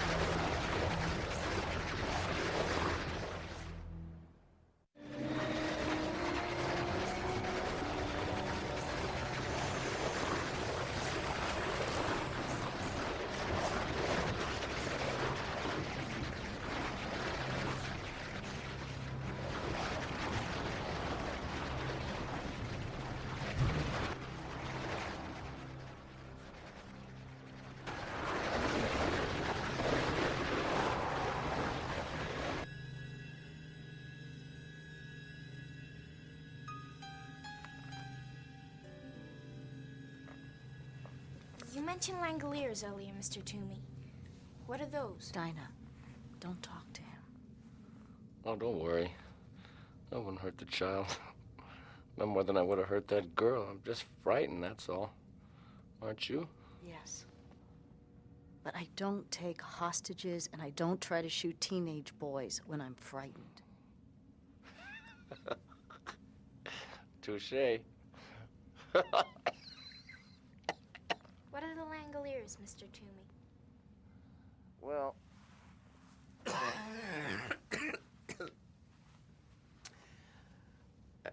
I used to think that they were make-believe, but I'm beginning to wonder because I hear it too. The sound. The sound's the Langoliers. Well, I don't know what else it could be. Tell me more about them. Well...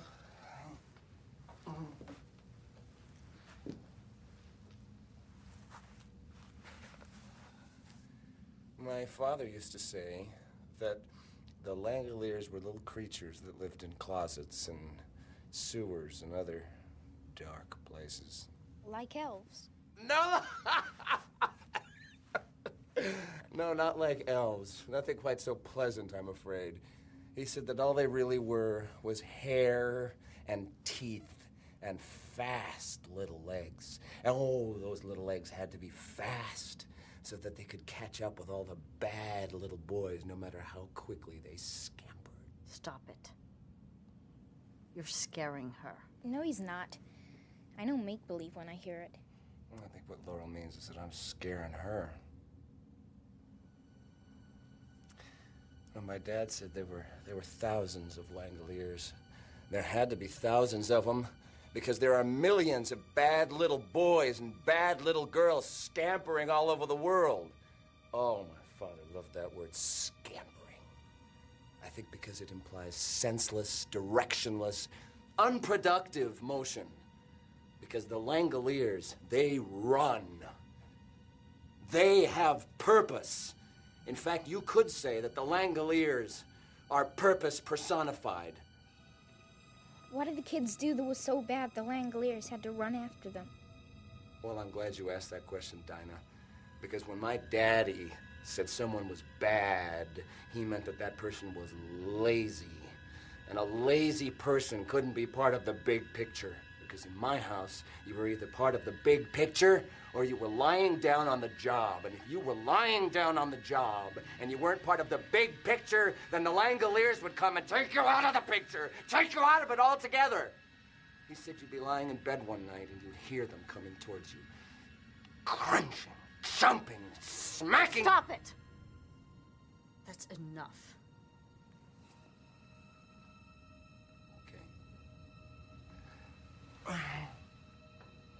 I'll bet you were scared of your dad, weren't you, Mr. Toomey? You and the cigar, little miss. I was terrified of him. Is he dead? Yeah. Was he lying down on the job? Did the Langoliers get him? Yes.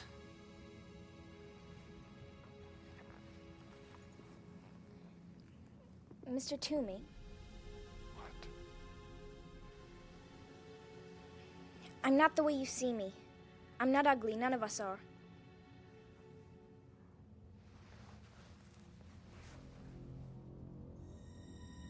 And just how do you know how I see you, little blind miss? You might be surprised.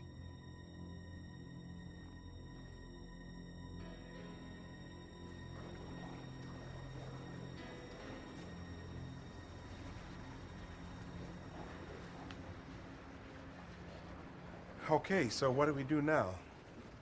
I don't know.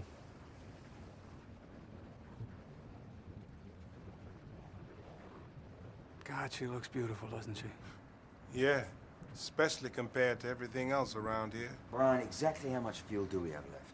Well, when we landed, I had less than 5,000 pounds. To get back to where this happened, I'd need at least 100,000.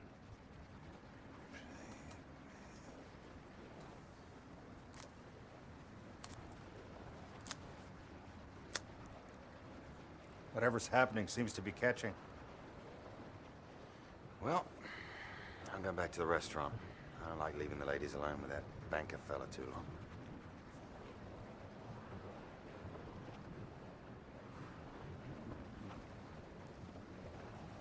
Come on. Oh, wait a minute.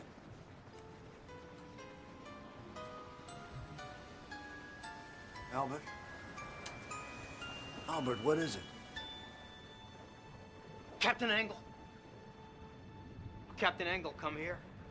I think I have the solution to our problem.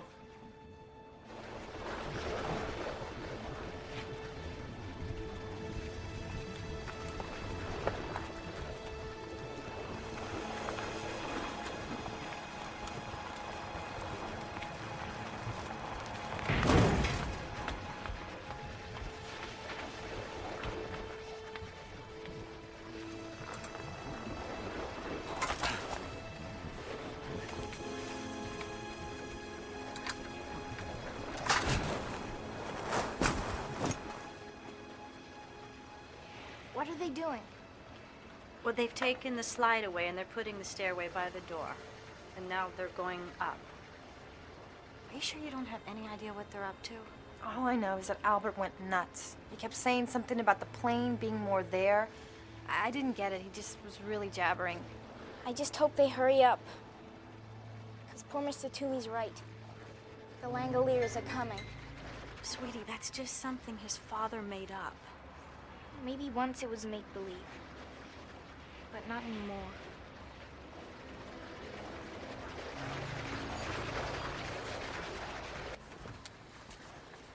All right, Albert. On with the show.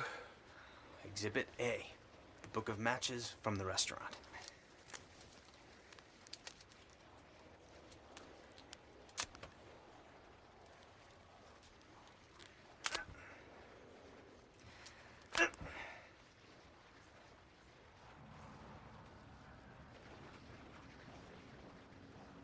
Looks different outside.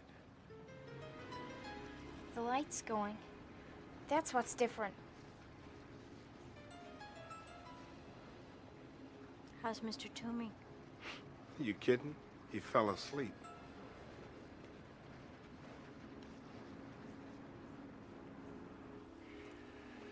I guess that's it. There's nothing more we can do out here. Now, wait a minute. I smelled something. I smelled sulfur. I did too. Try another one, Albert. You see? You see?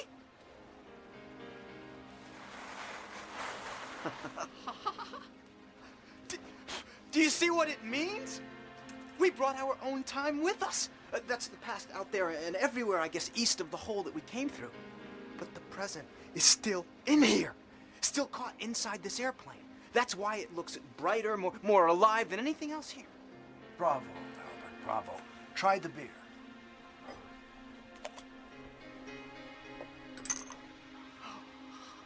Smell. By God, it smells like beer. Oh, come on, mate, pour it. My doc says suspense is bad for the old ticker.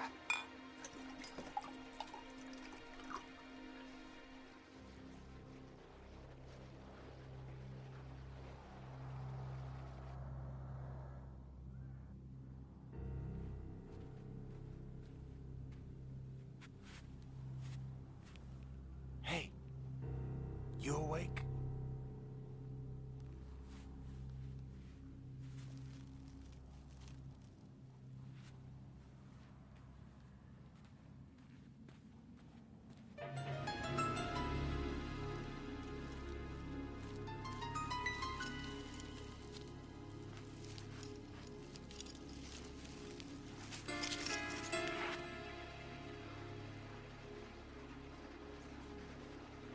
So the matches work, but the lager doesn't. Well, what does that mean?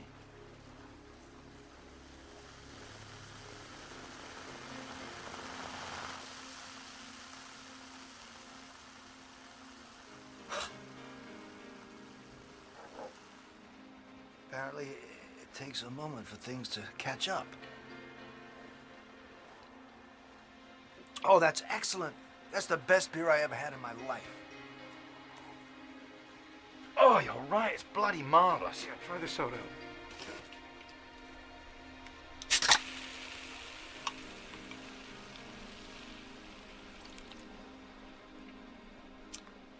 Gentlemen, the cola is very, very good today.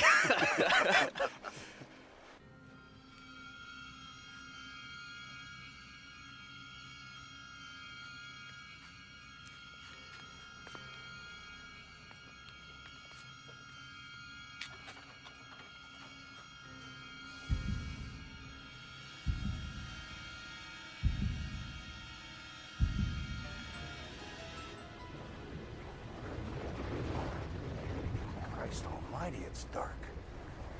He's supposed to be watching the nut. Oh, don't worry, he's still out. Damn, that sound is creepy. It's like a bunch of coked up termites in a balsa wood glider.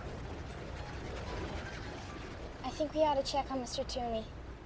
I'm worried about him. Yeah, but if he's unconscious, there's nothing we can do about it. I don't think he is unconscious. I don't think he's even asleep. All right, let's go see.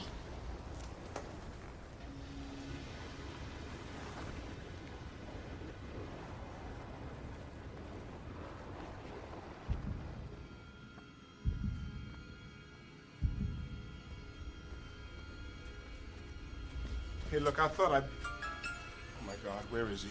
I don't... Be quiet.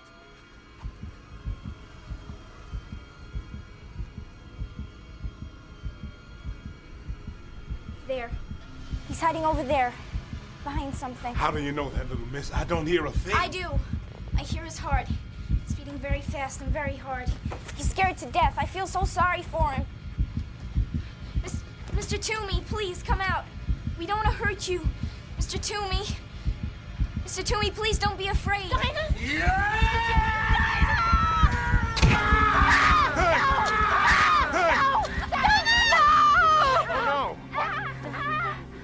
Easy now. All right. China? I'll go get help. All right.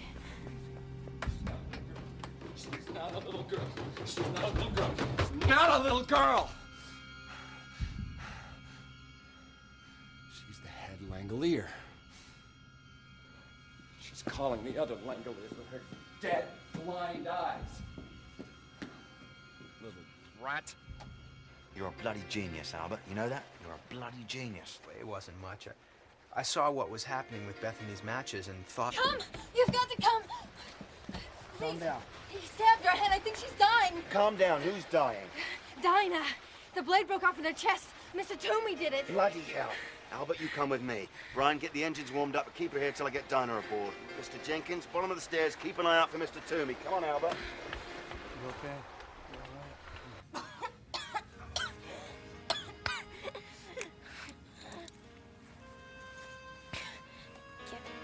Get out of here. Shh.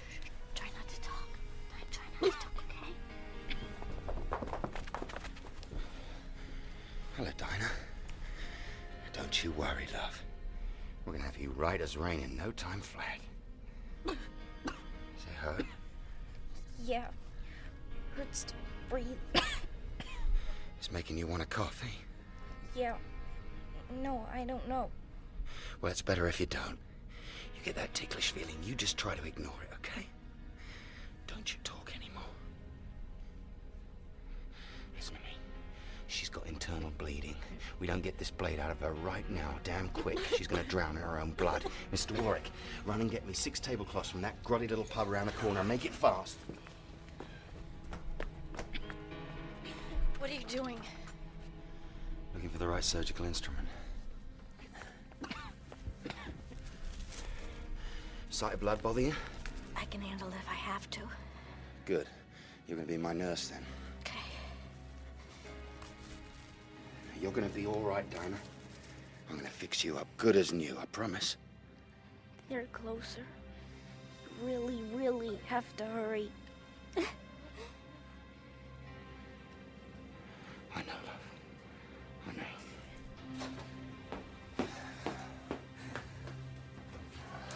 That's right, 𝐜𝐴𝐵𝐵𝐵𝐵.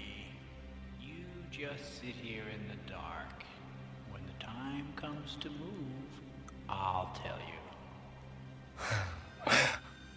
All right, Dad.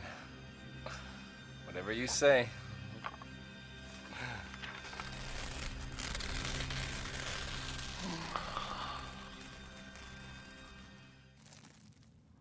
Right.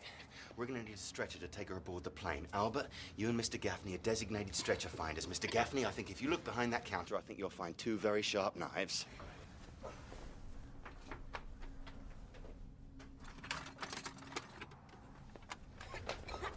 Can I use one of these tablecloths? Yeah, why? I'll show you. When I was a kid, we used to play Indiana Jones. I made something like this once. I nearly broke my brother's arm with it. Good enough. But remember, your mission is not to recapture Mr. Toomey. Your mission is to find a stretcher as quick as possible and bring it back here double time. Got it? Now, you don't find anything in 10 minutes, I want you back here and we'll carry her aboard.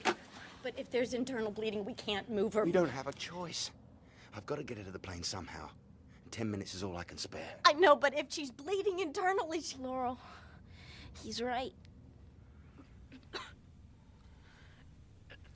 Come on, son, let's move. Come on. How you feeling, Dinah? Hurts bad. I know it does, love.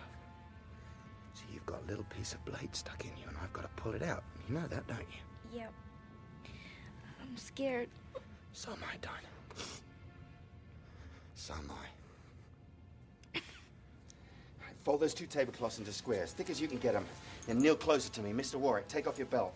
Now then, I'm going to grasp the blade and pull it out. Now, the moment it comes out, you slap one of those bandages on there and you press. You press hard, you understand? Yes. Jesus, help me.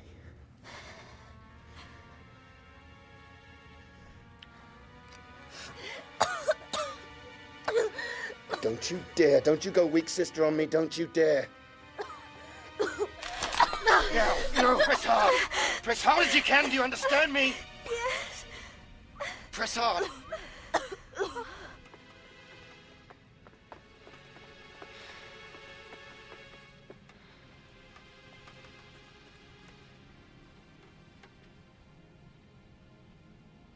Let's try in there.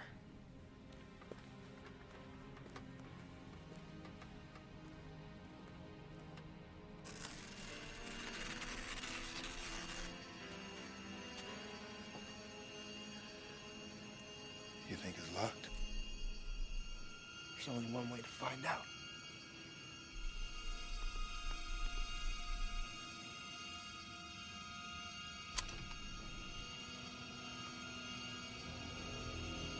Hey, get out. Look, a stretcher.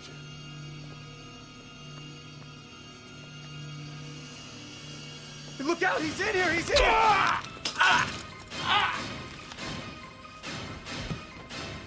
You're one of them too, aren't you?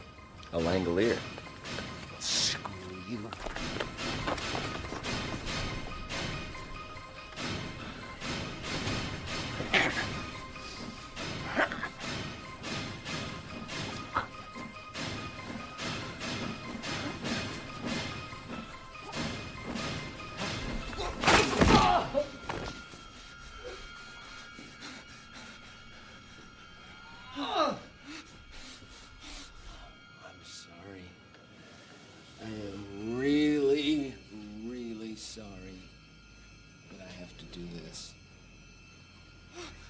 See things from my perspective, you'd understand.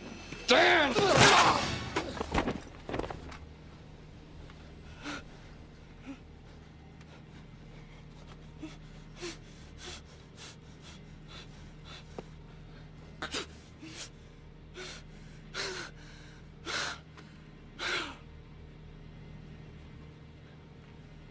I'm going to Boston! I'm going to Boston!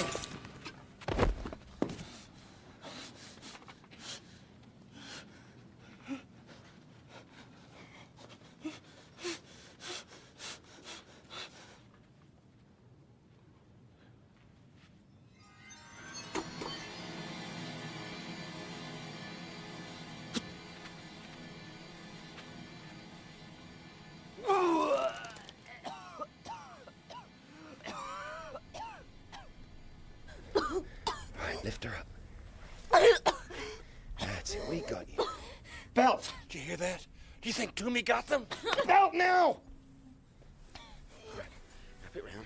I want you to keep the pressure on because I'm going downstairs, all right? Please be careful. I will. It's what I do best. You did bloody well.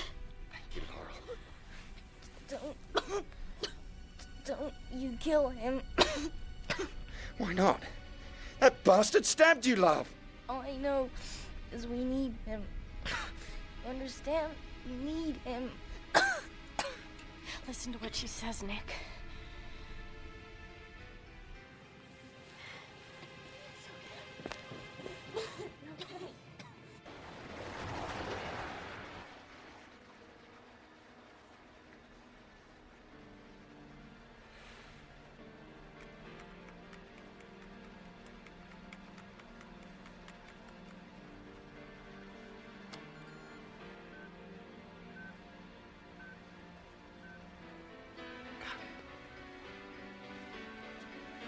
Captain Angle? Yeah.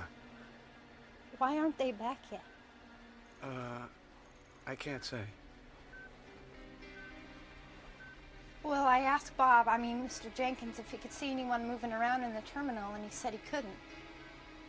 What if they're all dead? No, I'm sure they're not.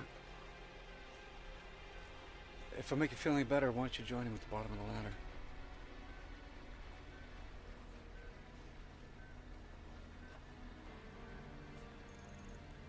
Are you scared?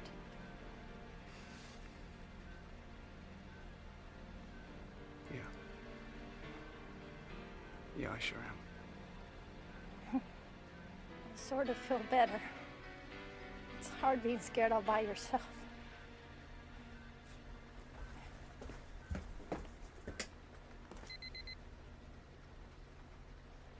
Thank you for flying American Pride. You're welcome, I'm sure.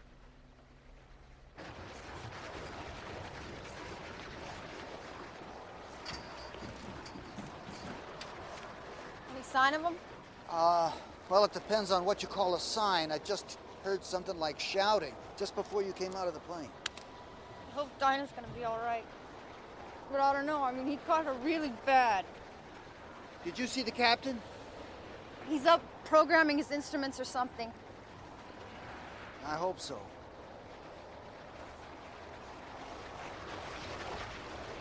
that noise? My dear, I hope we never have to find out.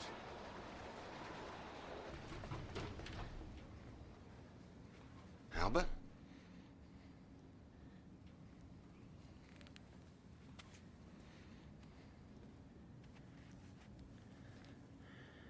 You all right, Albert? Where's Mr. Gaffney, Albert?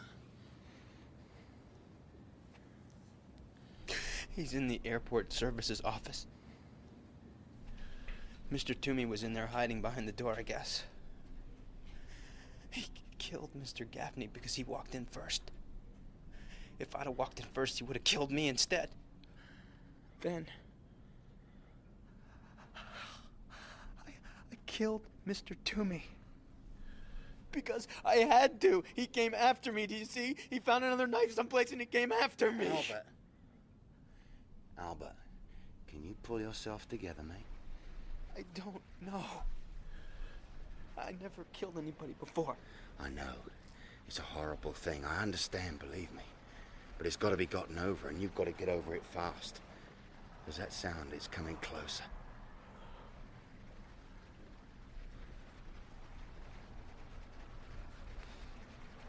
You did this with a toaster?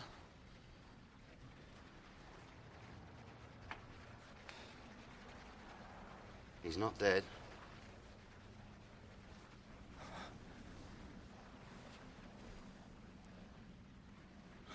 He's not. See for yourself. He's out cold, but he's still in the game. Well, let's see if we can find Mr. Gaffney and see if he got lucky. And did you find that stretcher? Huh? The stretcher, Albert. Oh. Yeah, we found it. Good lad. Come on, let's go.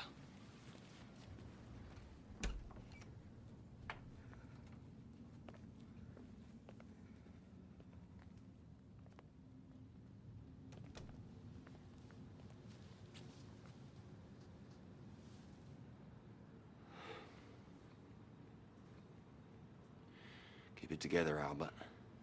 That's all you gotta do. You just keep it together. You'll be fine. Albert.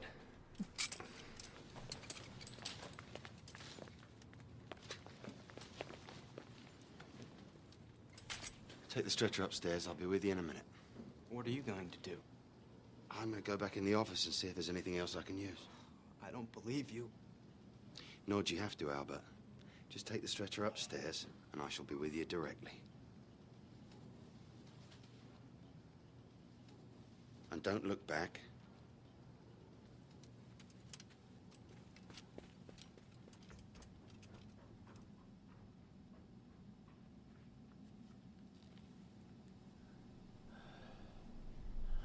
This is more than you deserve, you bastard.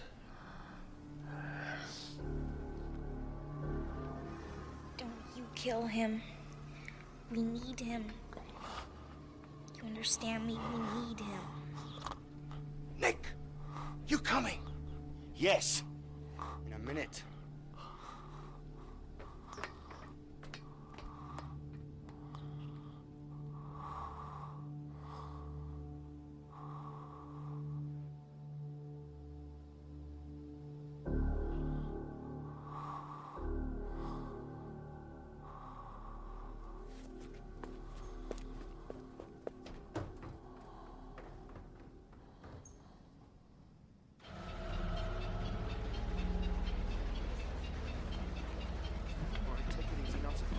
They're coming out! Let me help.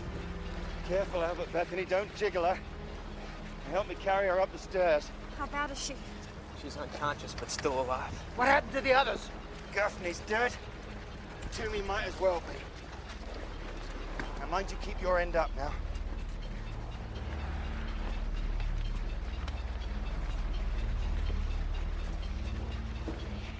Careful now.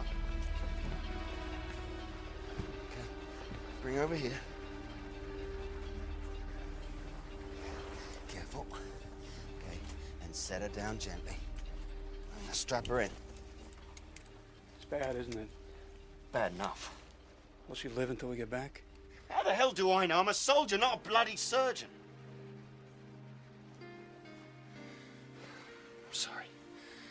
I'm sorry. This time travel stuff really gets on your nerves, doesn't it? You don't have to apologize.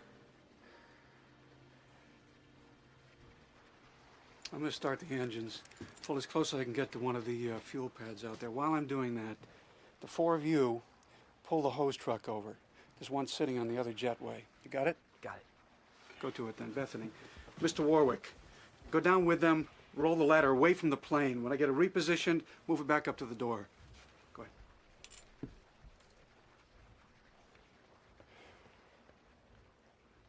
We'll get you home.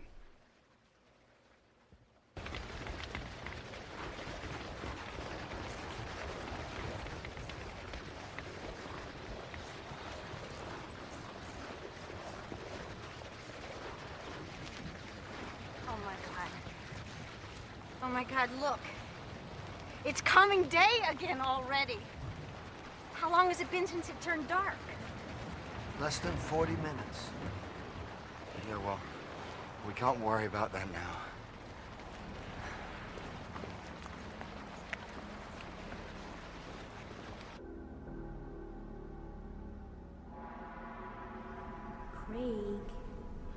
Craig to me.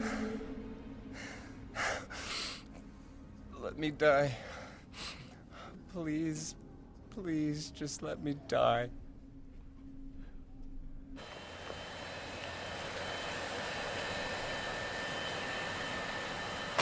What's gonna happen to Mr. Toomey? I don't know.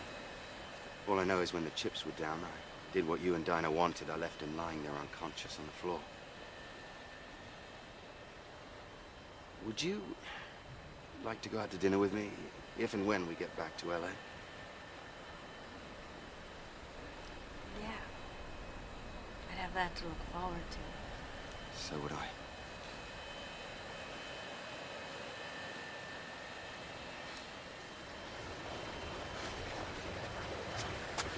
Maybe if we could see it, we could deal with it. I don't think so. All right, then. All together.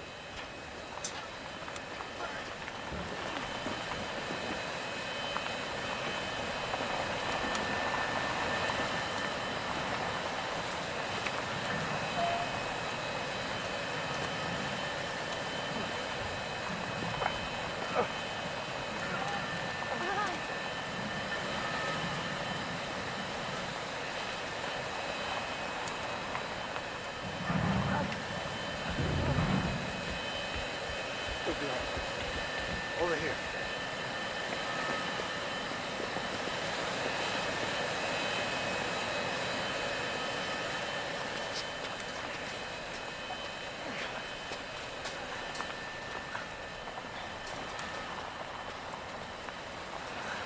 Keep going, keep going.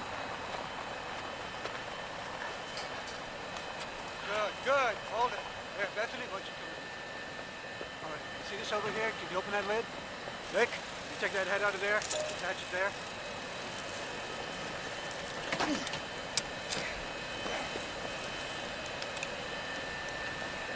Is that okay? Yeah.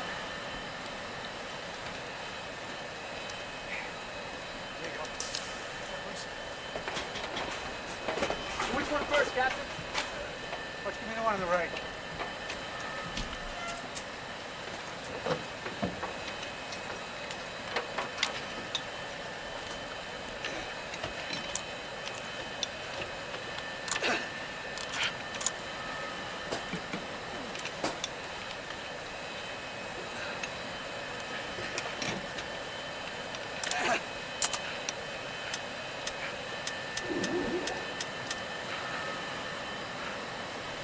What now, Brian? I'm going to use the engines to suck the gas out of the fuel pad. How long's that gonna take? I don't know. An hour? Maybe 2. You better hurry it up. I don't think we've got 2 hours. We may not even have 1. Craig? Craig, get up. You have to get up now. Go away. Go away. I hate you. Go away. They've come to you, Craig. All the people you wanted to see. They left Boston and they came here. You can still see them. If you're man enough to get up, that is. Man enough? Man enough? Whoever the hell you are, you better be kidding.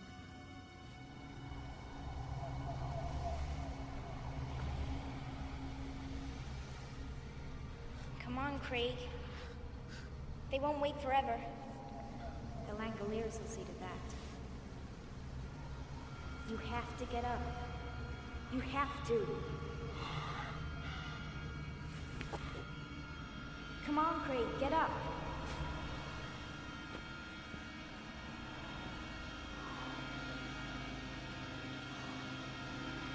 This way, Craig. They're all waiting for you. I'm sorry, Mr. Toomey. Despite what you did, I'm sorry. But we need you, so please hurry. Hurry.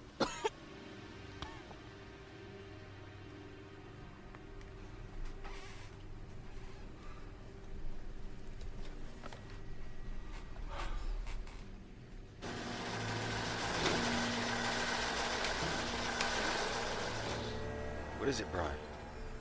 The engines are getting a taste of the new fuel and they don't like it.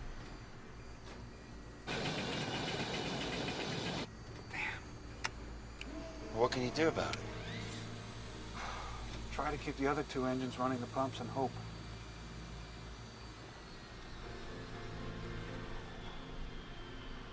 No, I'm shutting down completely. We'll have to wait for the fuel to join our plane's time stream.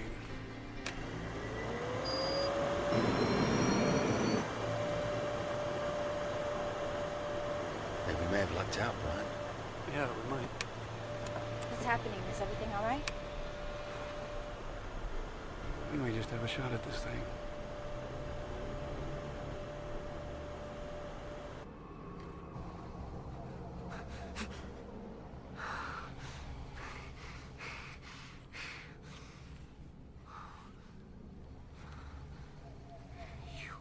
You brought them to me, didn't you? The chairman of the board, the company directors, all of them. Yes, but you have to hurry. Before they decide you're not coming and leave. This way, Craig. They're all waiting for you. Hurry.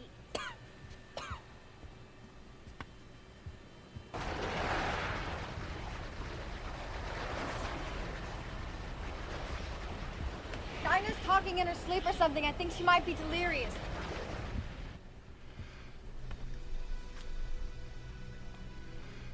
I don't know.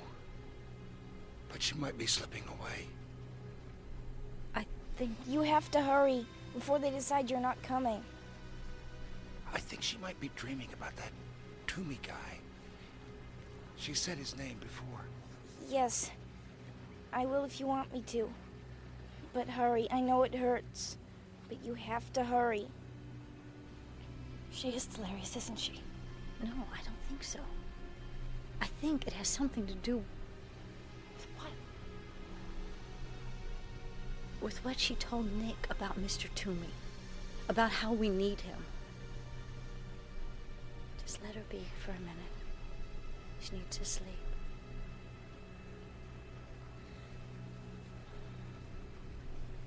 God, I hope we take off soon.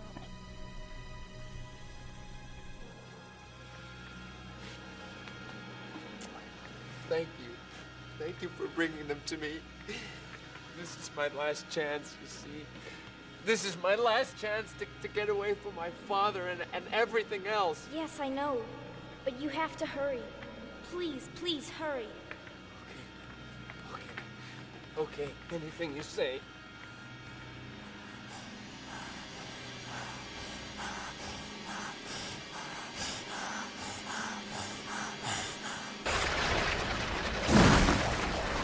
What was that? Sounded like a tree falling or something. But there's not enough wind. No, there's not. What's happening? Nothing. Look at that!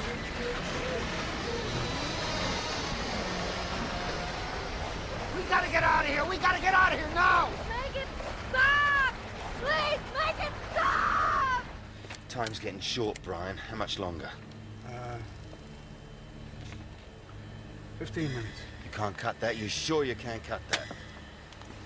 I need 50,000 pounds of fuel in each wing, not a drop less. Otherwise, we crash and burn.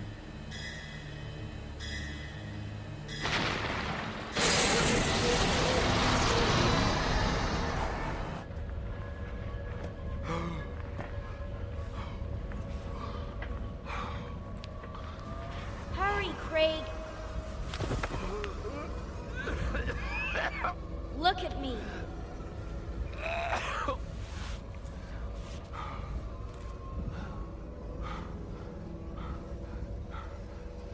Now stand, Craig. Stand.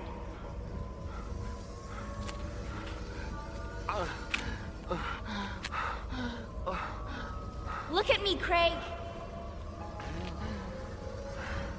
They've come all the way from Boston just to meet you. Now hurry to them, Craig! Hurry! Hurry!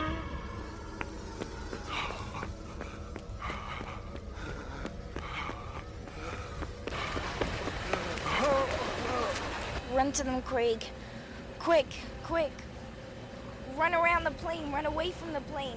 Run to them now.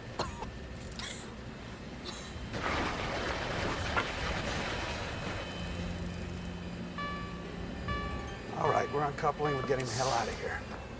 Mr. Toomey! It's Mr. Toomey!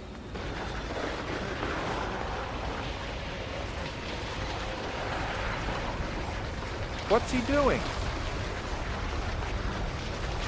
Never mind him right now. We're all out of time.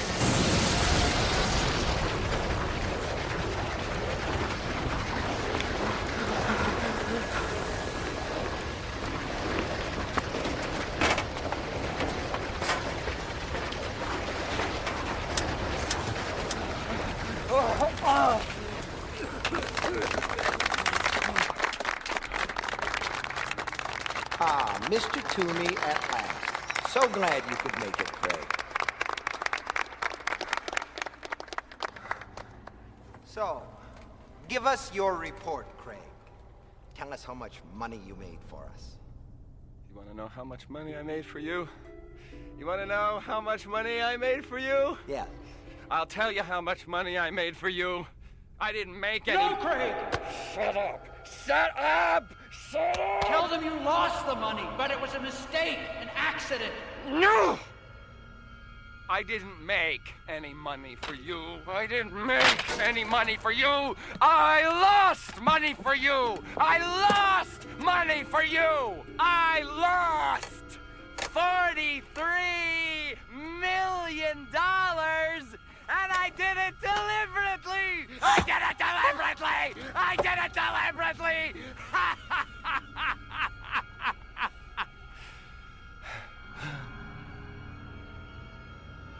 You fool. You stupid fool. No. No. What's he doing?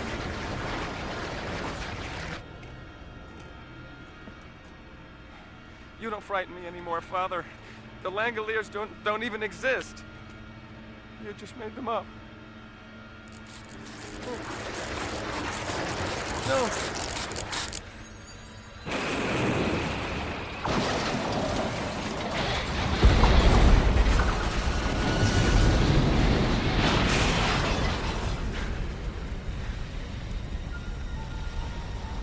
Where am I? Okay.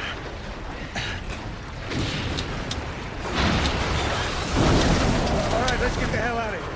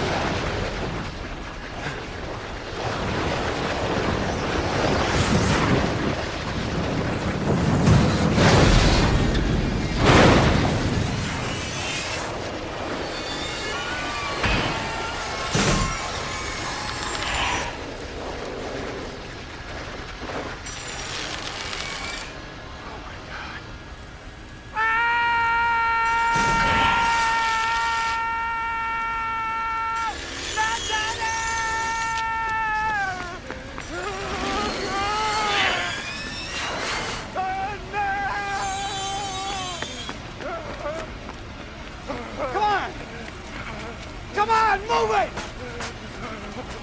No! No! No! No! No! No! No! No!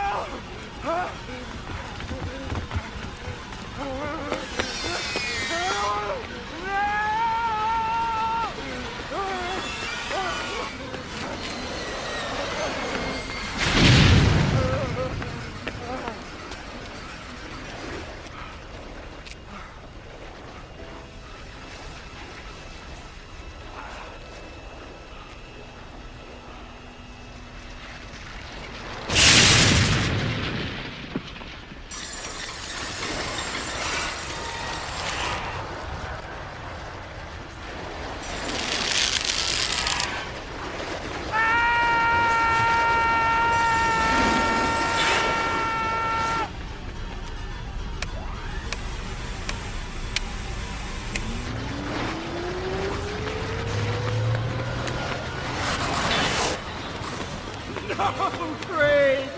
You may think you're running, but you're not. You're scampering! Ah! No. No. No! Daddy, no! Make them go away! Please make them go away! I'll be good! I'll be good boy! Please, I promise I'll be good if you just make them go away!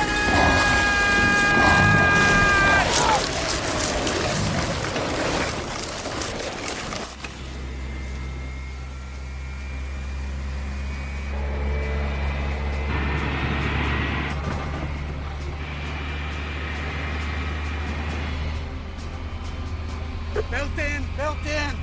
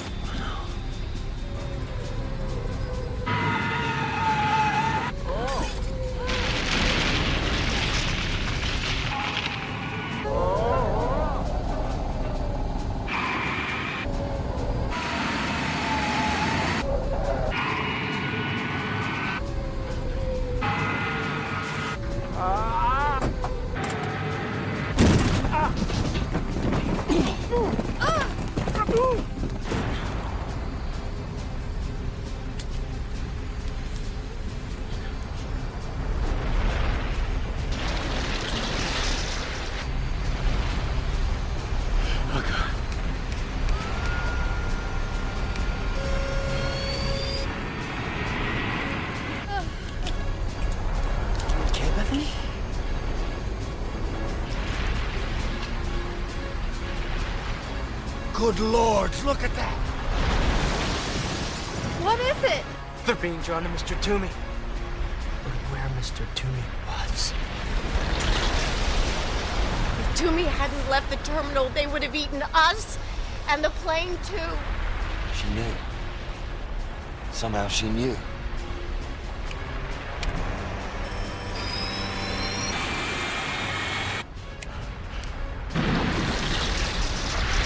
Now we know, don't we? What? We know what? We know what happens to today when it becomes yesterday. It waits for them. It waits for them. The timekeepers of eternity. Always following behind. Cleaning up the mess in the most efficient way possible. By eating it. Mr. Toomey knew about them. He said they were the Langoliers.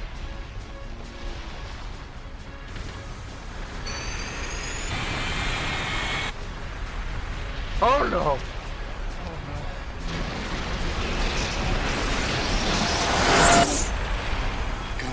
Come on.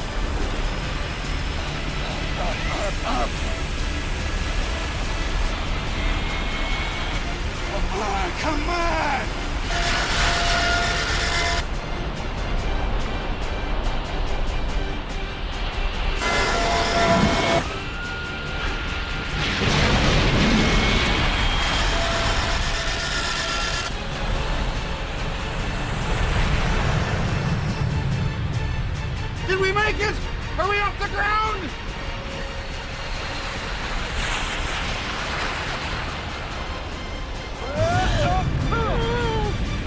What happened? Are we crashing? Listen, Mr. Warwick, sit down, strap yourself in, and everything will be all right.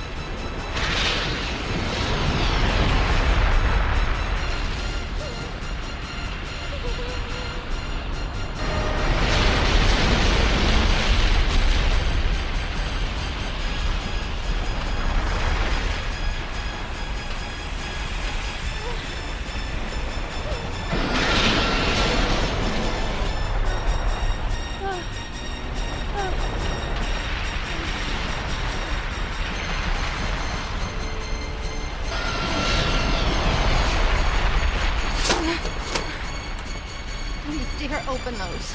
Don't worry. I won't.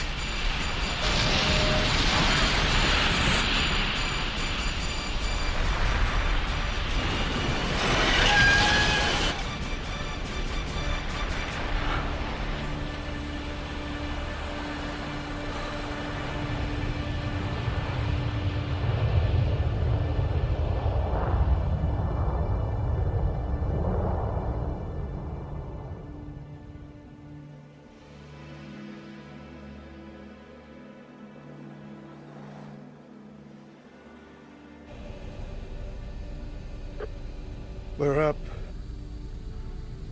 You all know what happens now. We go back exactly the way we came in. And we hope that whatever doorway we came through is still there. If it is, we'll try going through.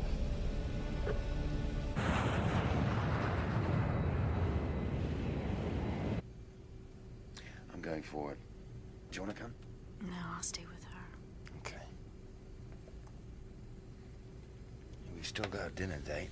You haven't forgotten, have you? No, I haven't. And I won't.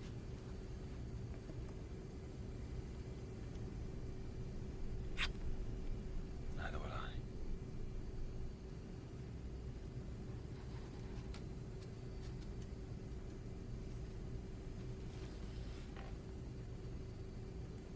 Hold on, Dinah. Please hold on. What happens if the fuel goes bad? You know the answer to that, Bethany.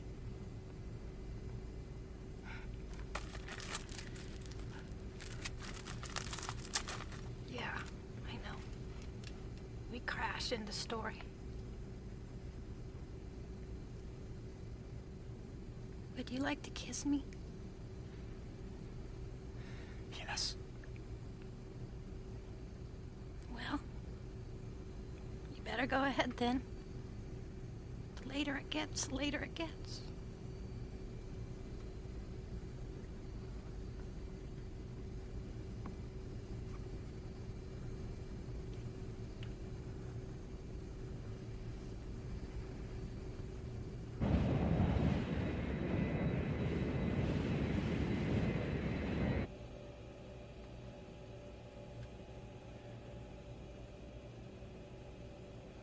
Time's going faster, isn't it? Yeah, it is. I think after a while, the days and nights will be passing as fast as a camera shutter can click. We were all going to Boston for different reasons.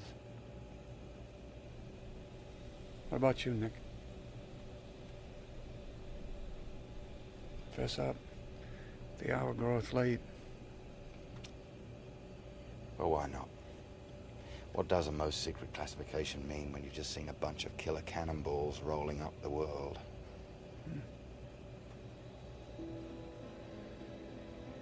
I'm a special operator in the armed services, Brian. I do a number of odd jobs. Some fairly innocuous, some fabulously nasty. There's a man in Boston who's a politician of some note. This man, I'll call him Mr. O'Banion for sake of conversation. He's very rich, Brian, and an enthusiastic supporter of the Irish Republican Army. He's also an idealist of the most dangerous sort. One who's never had to view the carnage at first hand. You were supposed to kill him? Not unless I had to. See, our Mr. O'Banion has a great deal of powerful American friends, and his friends are our friends, and therefore killing Mr. O'Banion would be a great political risk. He does have a very nice piece of fluff on the side. She's the one I was supposed to kill. As a warning? Yeah. As a warning.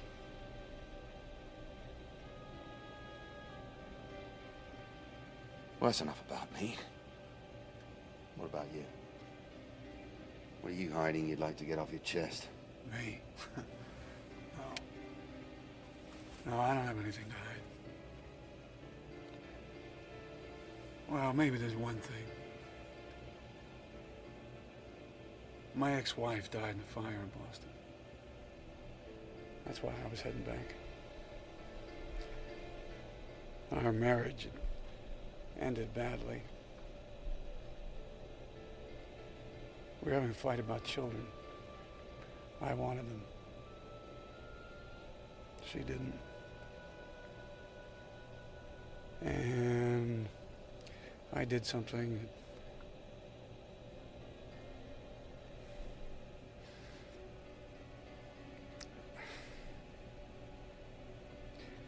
that I never thought I'd do.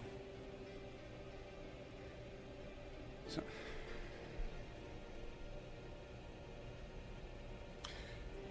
I always wanted to tell her I was sorry. I guess I waited too long. Well, I shouldn't worry about it too much, Brian. I'm sure she's forgiven you. If you get out of this, if we make it back, you gonna carry through with it? You gonna kill the girl? No. No more midnight creeps for Mrs. Hopewell's boy, Nicholas. Now, if we get out of this safely, a prospect I find rather shaky at this moment, I believe I'll retire. And do what? Oh. Could always take up flying.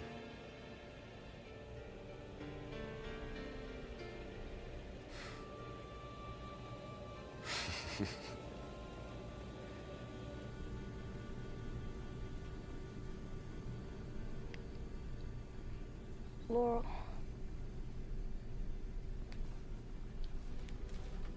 Shh, Dinah. Try not to talk. We're going back. And you're gonna be all right, I promise you. Don't worry about me, Laurel. I got what I wanted. Dinah, you shouldn't talk. I saw through Mr. Toomey's eyes. At the start, everything looked mean and nasty to him. But it was better at the end. Please, Dinah. Try not to talk anymore, okay? I saw you, Laurel. You're beautiful. Especially your eyes. Everything was beautiful. Even things that were dead. It was so wonderful. Just, you know, see.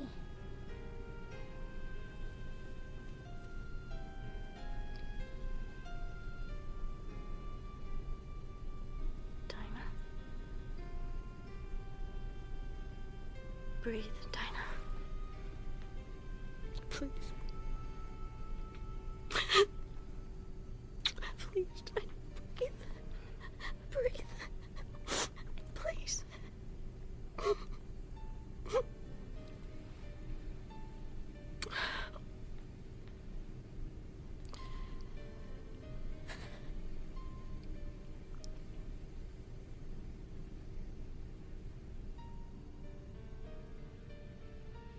I saw through through Mr. Toomey's eyes, everything was beautiful, even the things that were dead.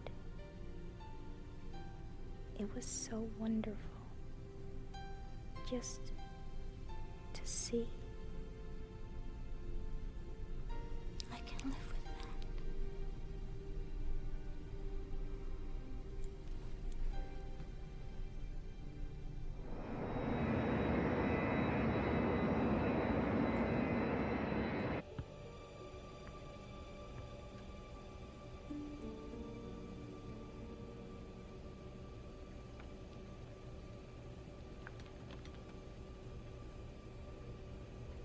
We just lost the little girl.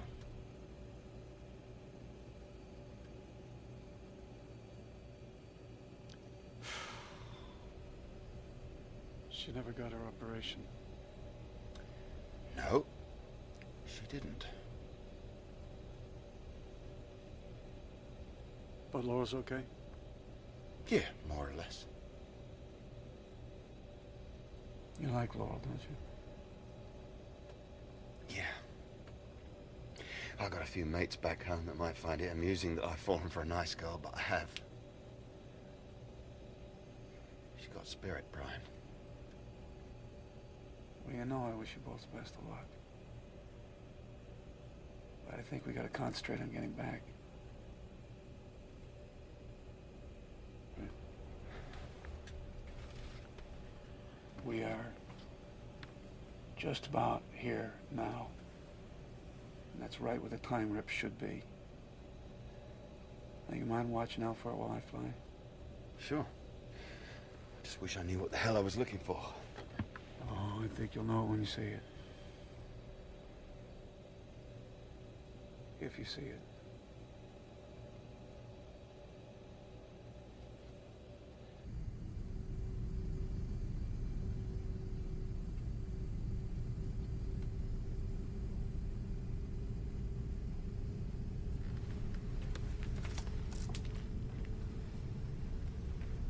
What's wrong? I don't know, and that's the problem, dear boy. There's something wrong, something very wrong, but can't figure out what it is.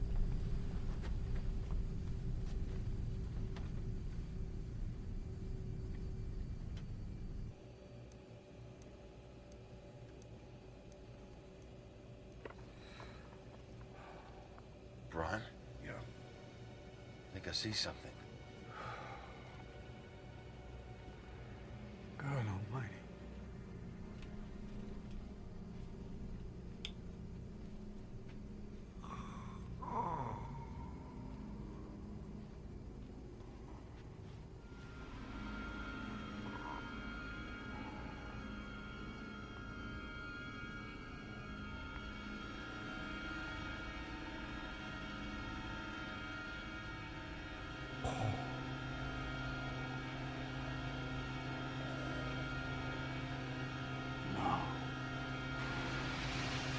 Yes! We're in business!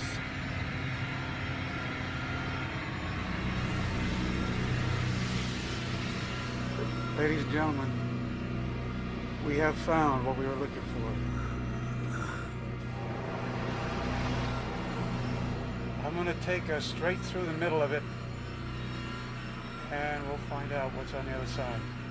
Stop! Stop! Captain! I'll take care of this. Stop! Stop! Tell him to turn back! We gotta turn back! We can't! Jenkins, calm down! What's happening? It's all right, man. Tell the captain we gotta put it back! We're all gonna die! Listen to me! We were all asleep! Get it? We were all asleep when we flew through the rip! Bloody hell!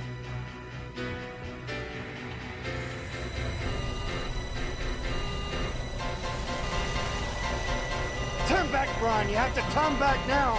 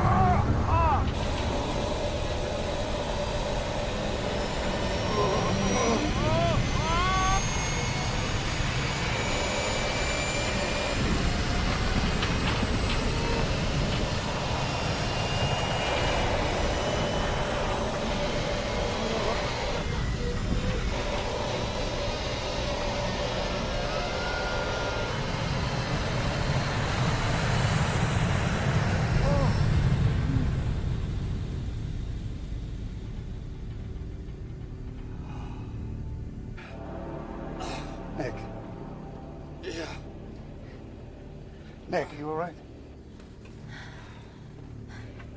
Yeah. I've seen better days. Broke my bloody arm. We missed it, didn't we? Yeah, we missed it, but why? Well, we came all this way. We missed it, didn't we? We missed Oh, it. that was close. Great. Is this the intercom? Yeah, well, what the hell is going on? Listen to me, everyone. We just managed to turn away in time. We're extremely lucky. And I've been extremely stupid. I'll explain. When we first flew through the time rip, everyone on board the plane that was awake disappeared. We're all awake now. Therefore, logic suggests if we tried to fly through the rip again awake, we too would disappear.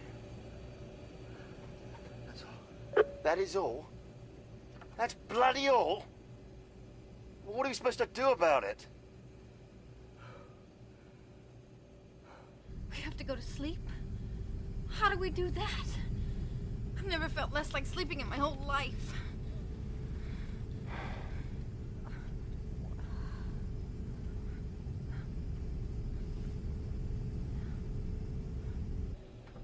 I don't know what we do now. But if we're gonna try going through that hole, it has to be soon. The fuel we've got to carry us for an hour, no more. Well, surely there's other airfields. There are, but not big enough to handle an airplane of this size. No, it has to be LAX. And I'll need at least 35 minutes to get there, and that gives us 20 minutes at most to figure this thing out and get through the hole.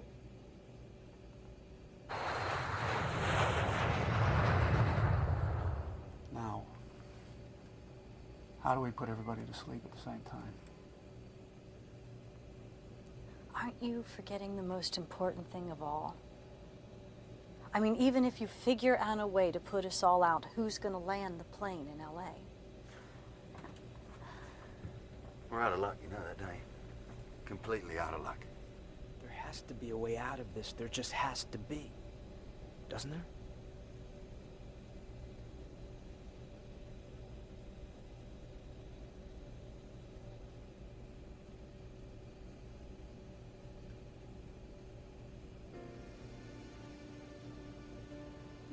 There is a way out. Damn it, there is. What is it, Brian? I can see you're onto something. Pressure, that's what I'm on to, pressure. Of course. Pressure. Would you two mind telling me what you're talking about? I'm talking about dropping the air pressure in here to 7 psi, half sea level. Do that and boom, we're out like lights. Only how do we answer Laurel's question? How do I wake up after we've come through and land the plane?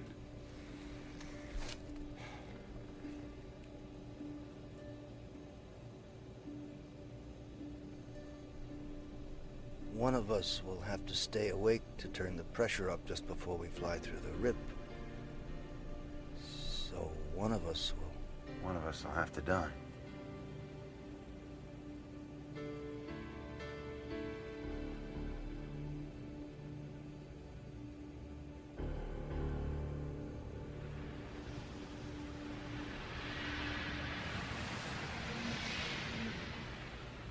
Who's gonna do it?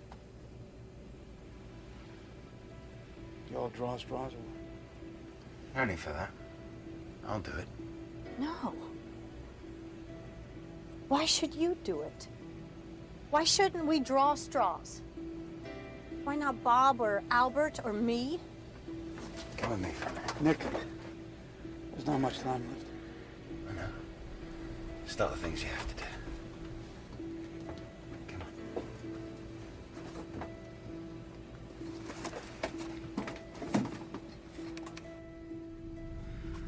Laurel, I think we could have something, you and me. Do you think I could be right about that? Because if you do, say so. There's no time to dance, absolutely none. Yes, I do. I think that's right. But we don't know for sure. I mean, we can't know. It all comes back to time, doesn't it?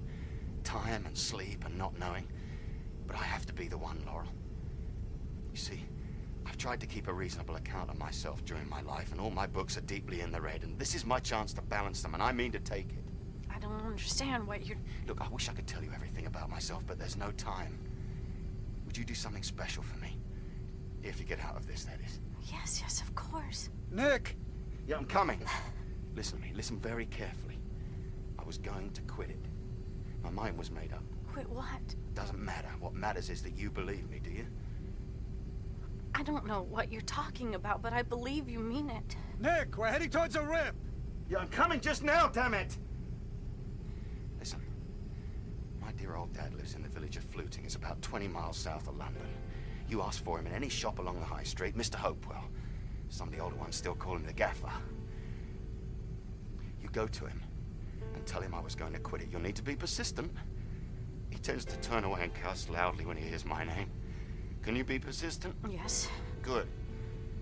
And you repeat what I told you, and you tell him you believe me.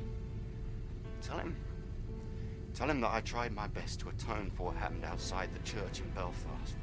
In Belfast? Right. And if you can't get him to listen, you tell him that he must listen because of the daisies.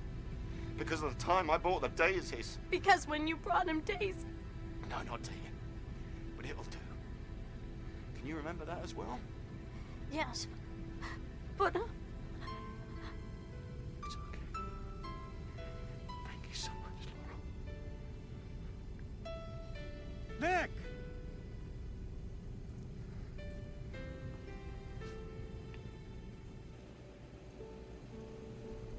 Are we gonna feel like we're, choking? No. You'll feel a little giddy. Just kind of swimmy in the head. And then nothing. Right. You never know, I might still be here. Bad pennies do have a way of turning up, don't they, Brian? Anything's possible.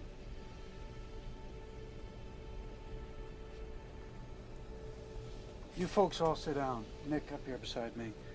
I'll show you what to do and when to do it. 1 second, please.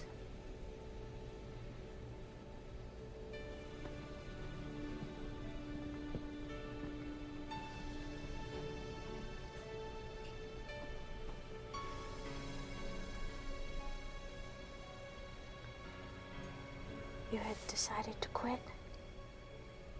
You made up your mind. And if your father won't listen, I'm to remind him of the day you bought the daisies. Is that right? Just let her perfect, my love.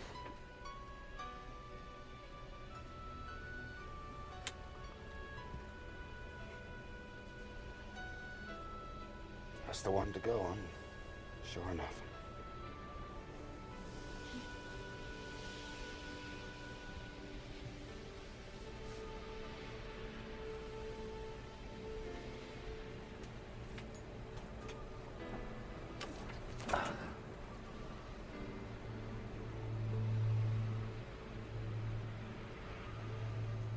Shall we?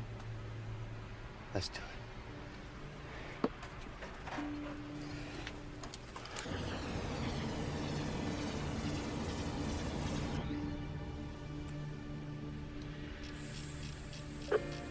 I am starting to decrease pressure.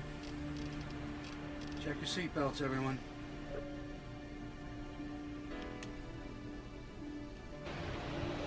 I think you better put your belt on.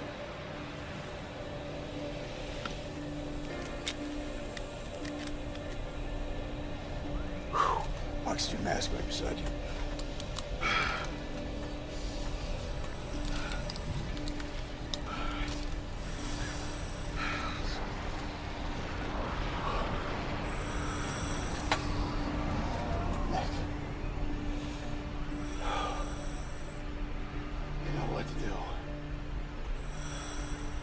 I know. No fear. Off to sleep. Sweet dreams and all that.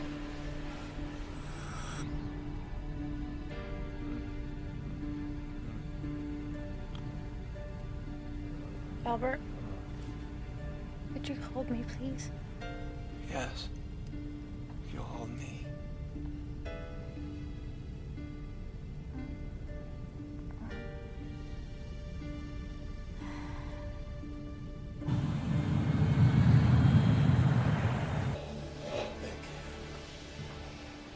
I just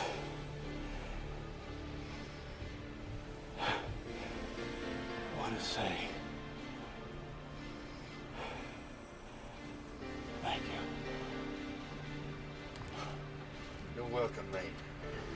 flight to remember. Even without the movie and the free mimosas.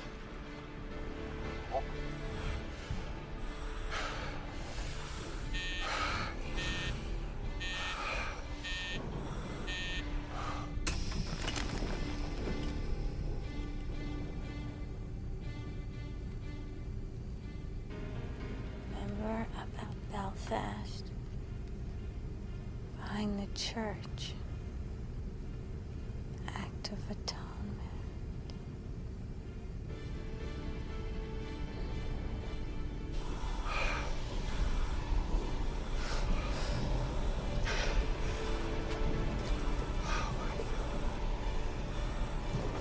It's so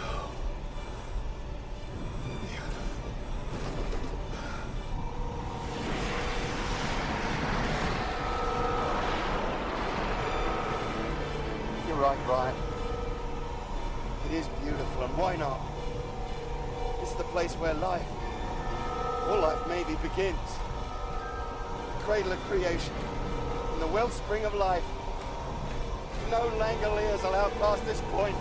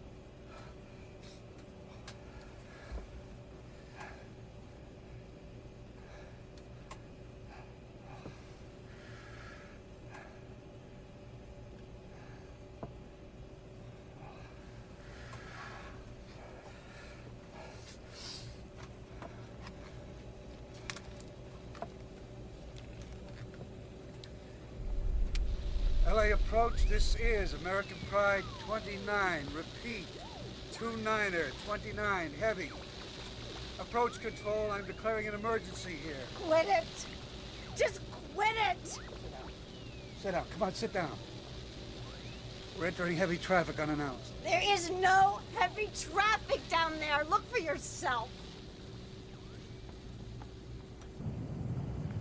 We're over LA, all right. But what do you see out the window? I'll tell you. Nothing.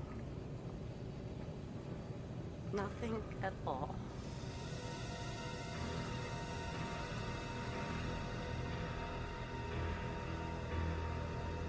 Here, put this in.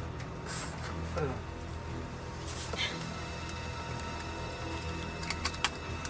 This one right here. Buckle up, ladies and gentlemen, we're coming in.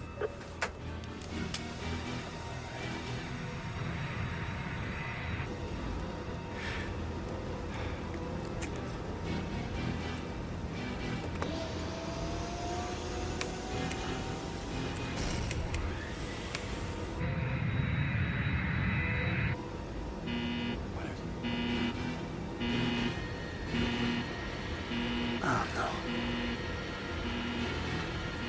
Oh, my God. We're out of fuel.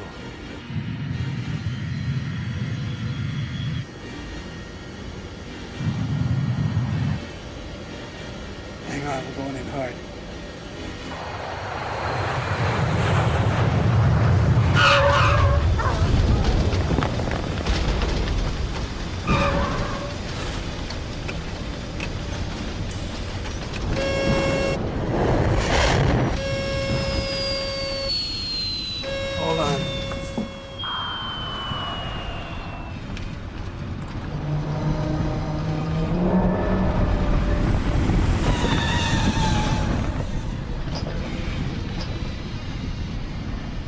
Watch out! Gonna hit that truck.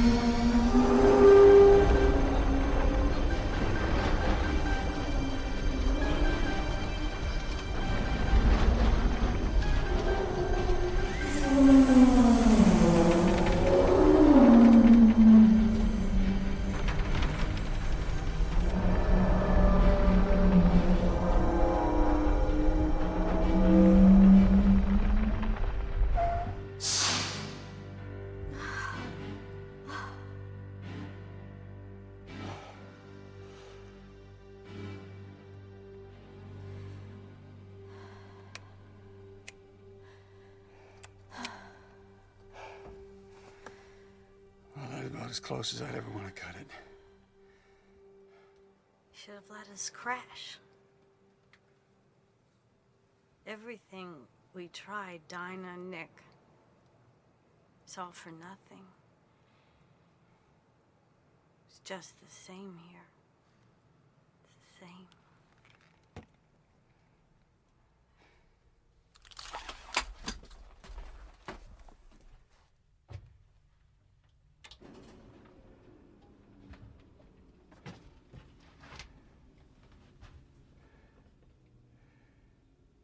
Time to check on the others.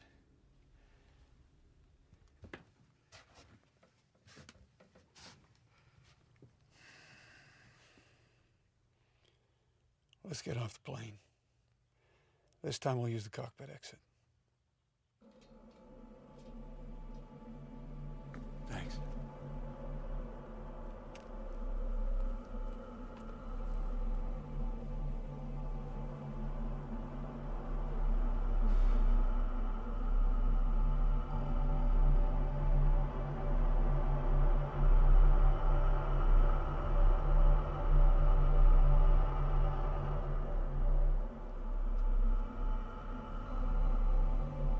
Humming. Sounds like electricity. No, I don't think it's electricity. I'm not sure what it is, though. Well, it doesn't sound like anything I've ever heard before. Why don't we try the jetway service door?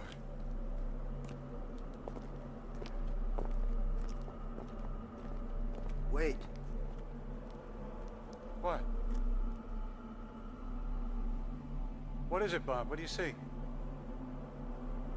Well, all I see is a deserted terminal, but it's what I smell.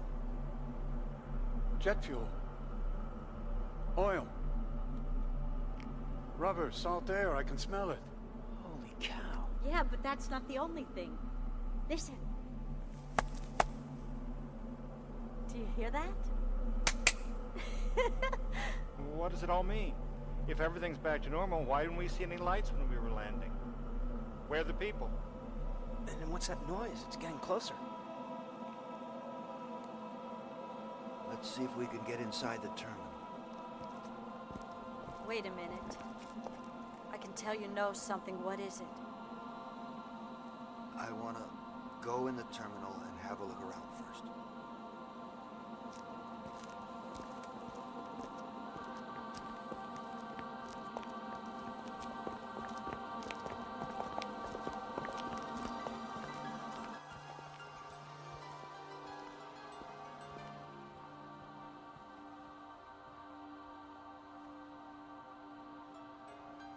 Come with me, quickly, please.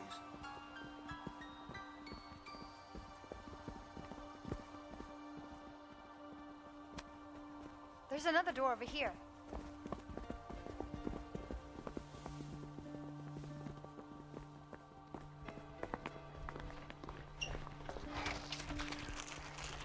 Here, Albert, you open that trunk, quick.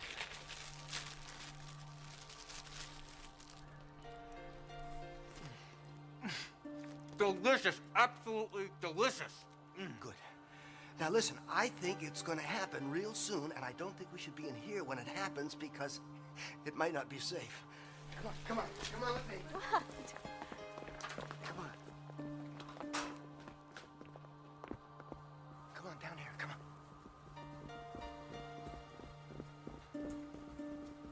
Here, get up against the wall.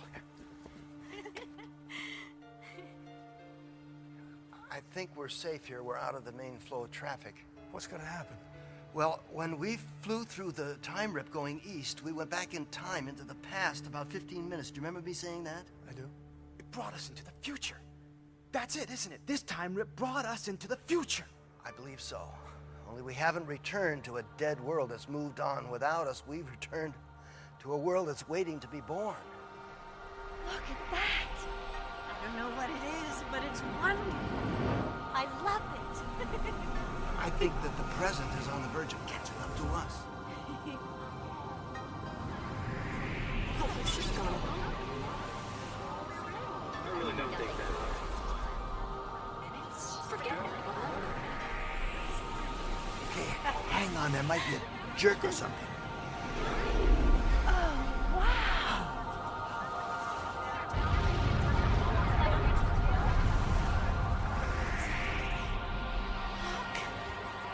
Brian, look.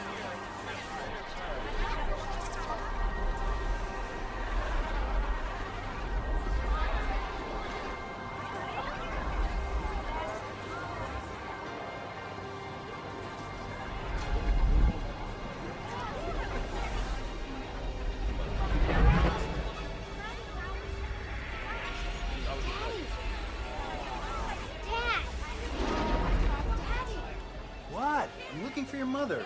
New people, look at the new people.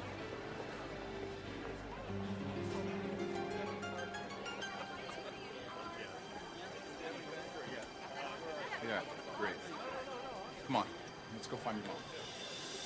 Did you hear that? Did you hear what she said? Yes. Is that who we are? The new people? Are we the new people? I don't know. That's what it feels like. That was wonderful. My God, that was the most wonderful thing. Cool. Captain, what do you think we should do now? Well, I want to go outside, breathe some fresh air, and look at the sky. Yes, but we should notify the authorities. Oh, we about- will. We will. The sky first. Maybe get something to eat on the way? Yes, why not? I want to stop. Mine too. Yeah. Let's blow this joint. Unless any of you want to take the next flight east. Not now, but soon, and all the way to England. There's a man I need to see there in Fluting.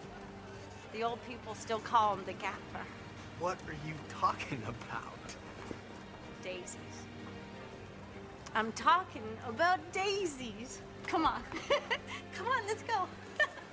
As for me, the next time I go to Boston, I'm going to take a slow train. Bob, you're gonna get over that. People, Bethany. I know. I'm so happy. Yeah!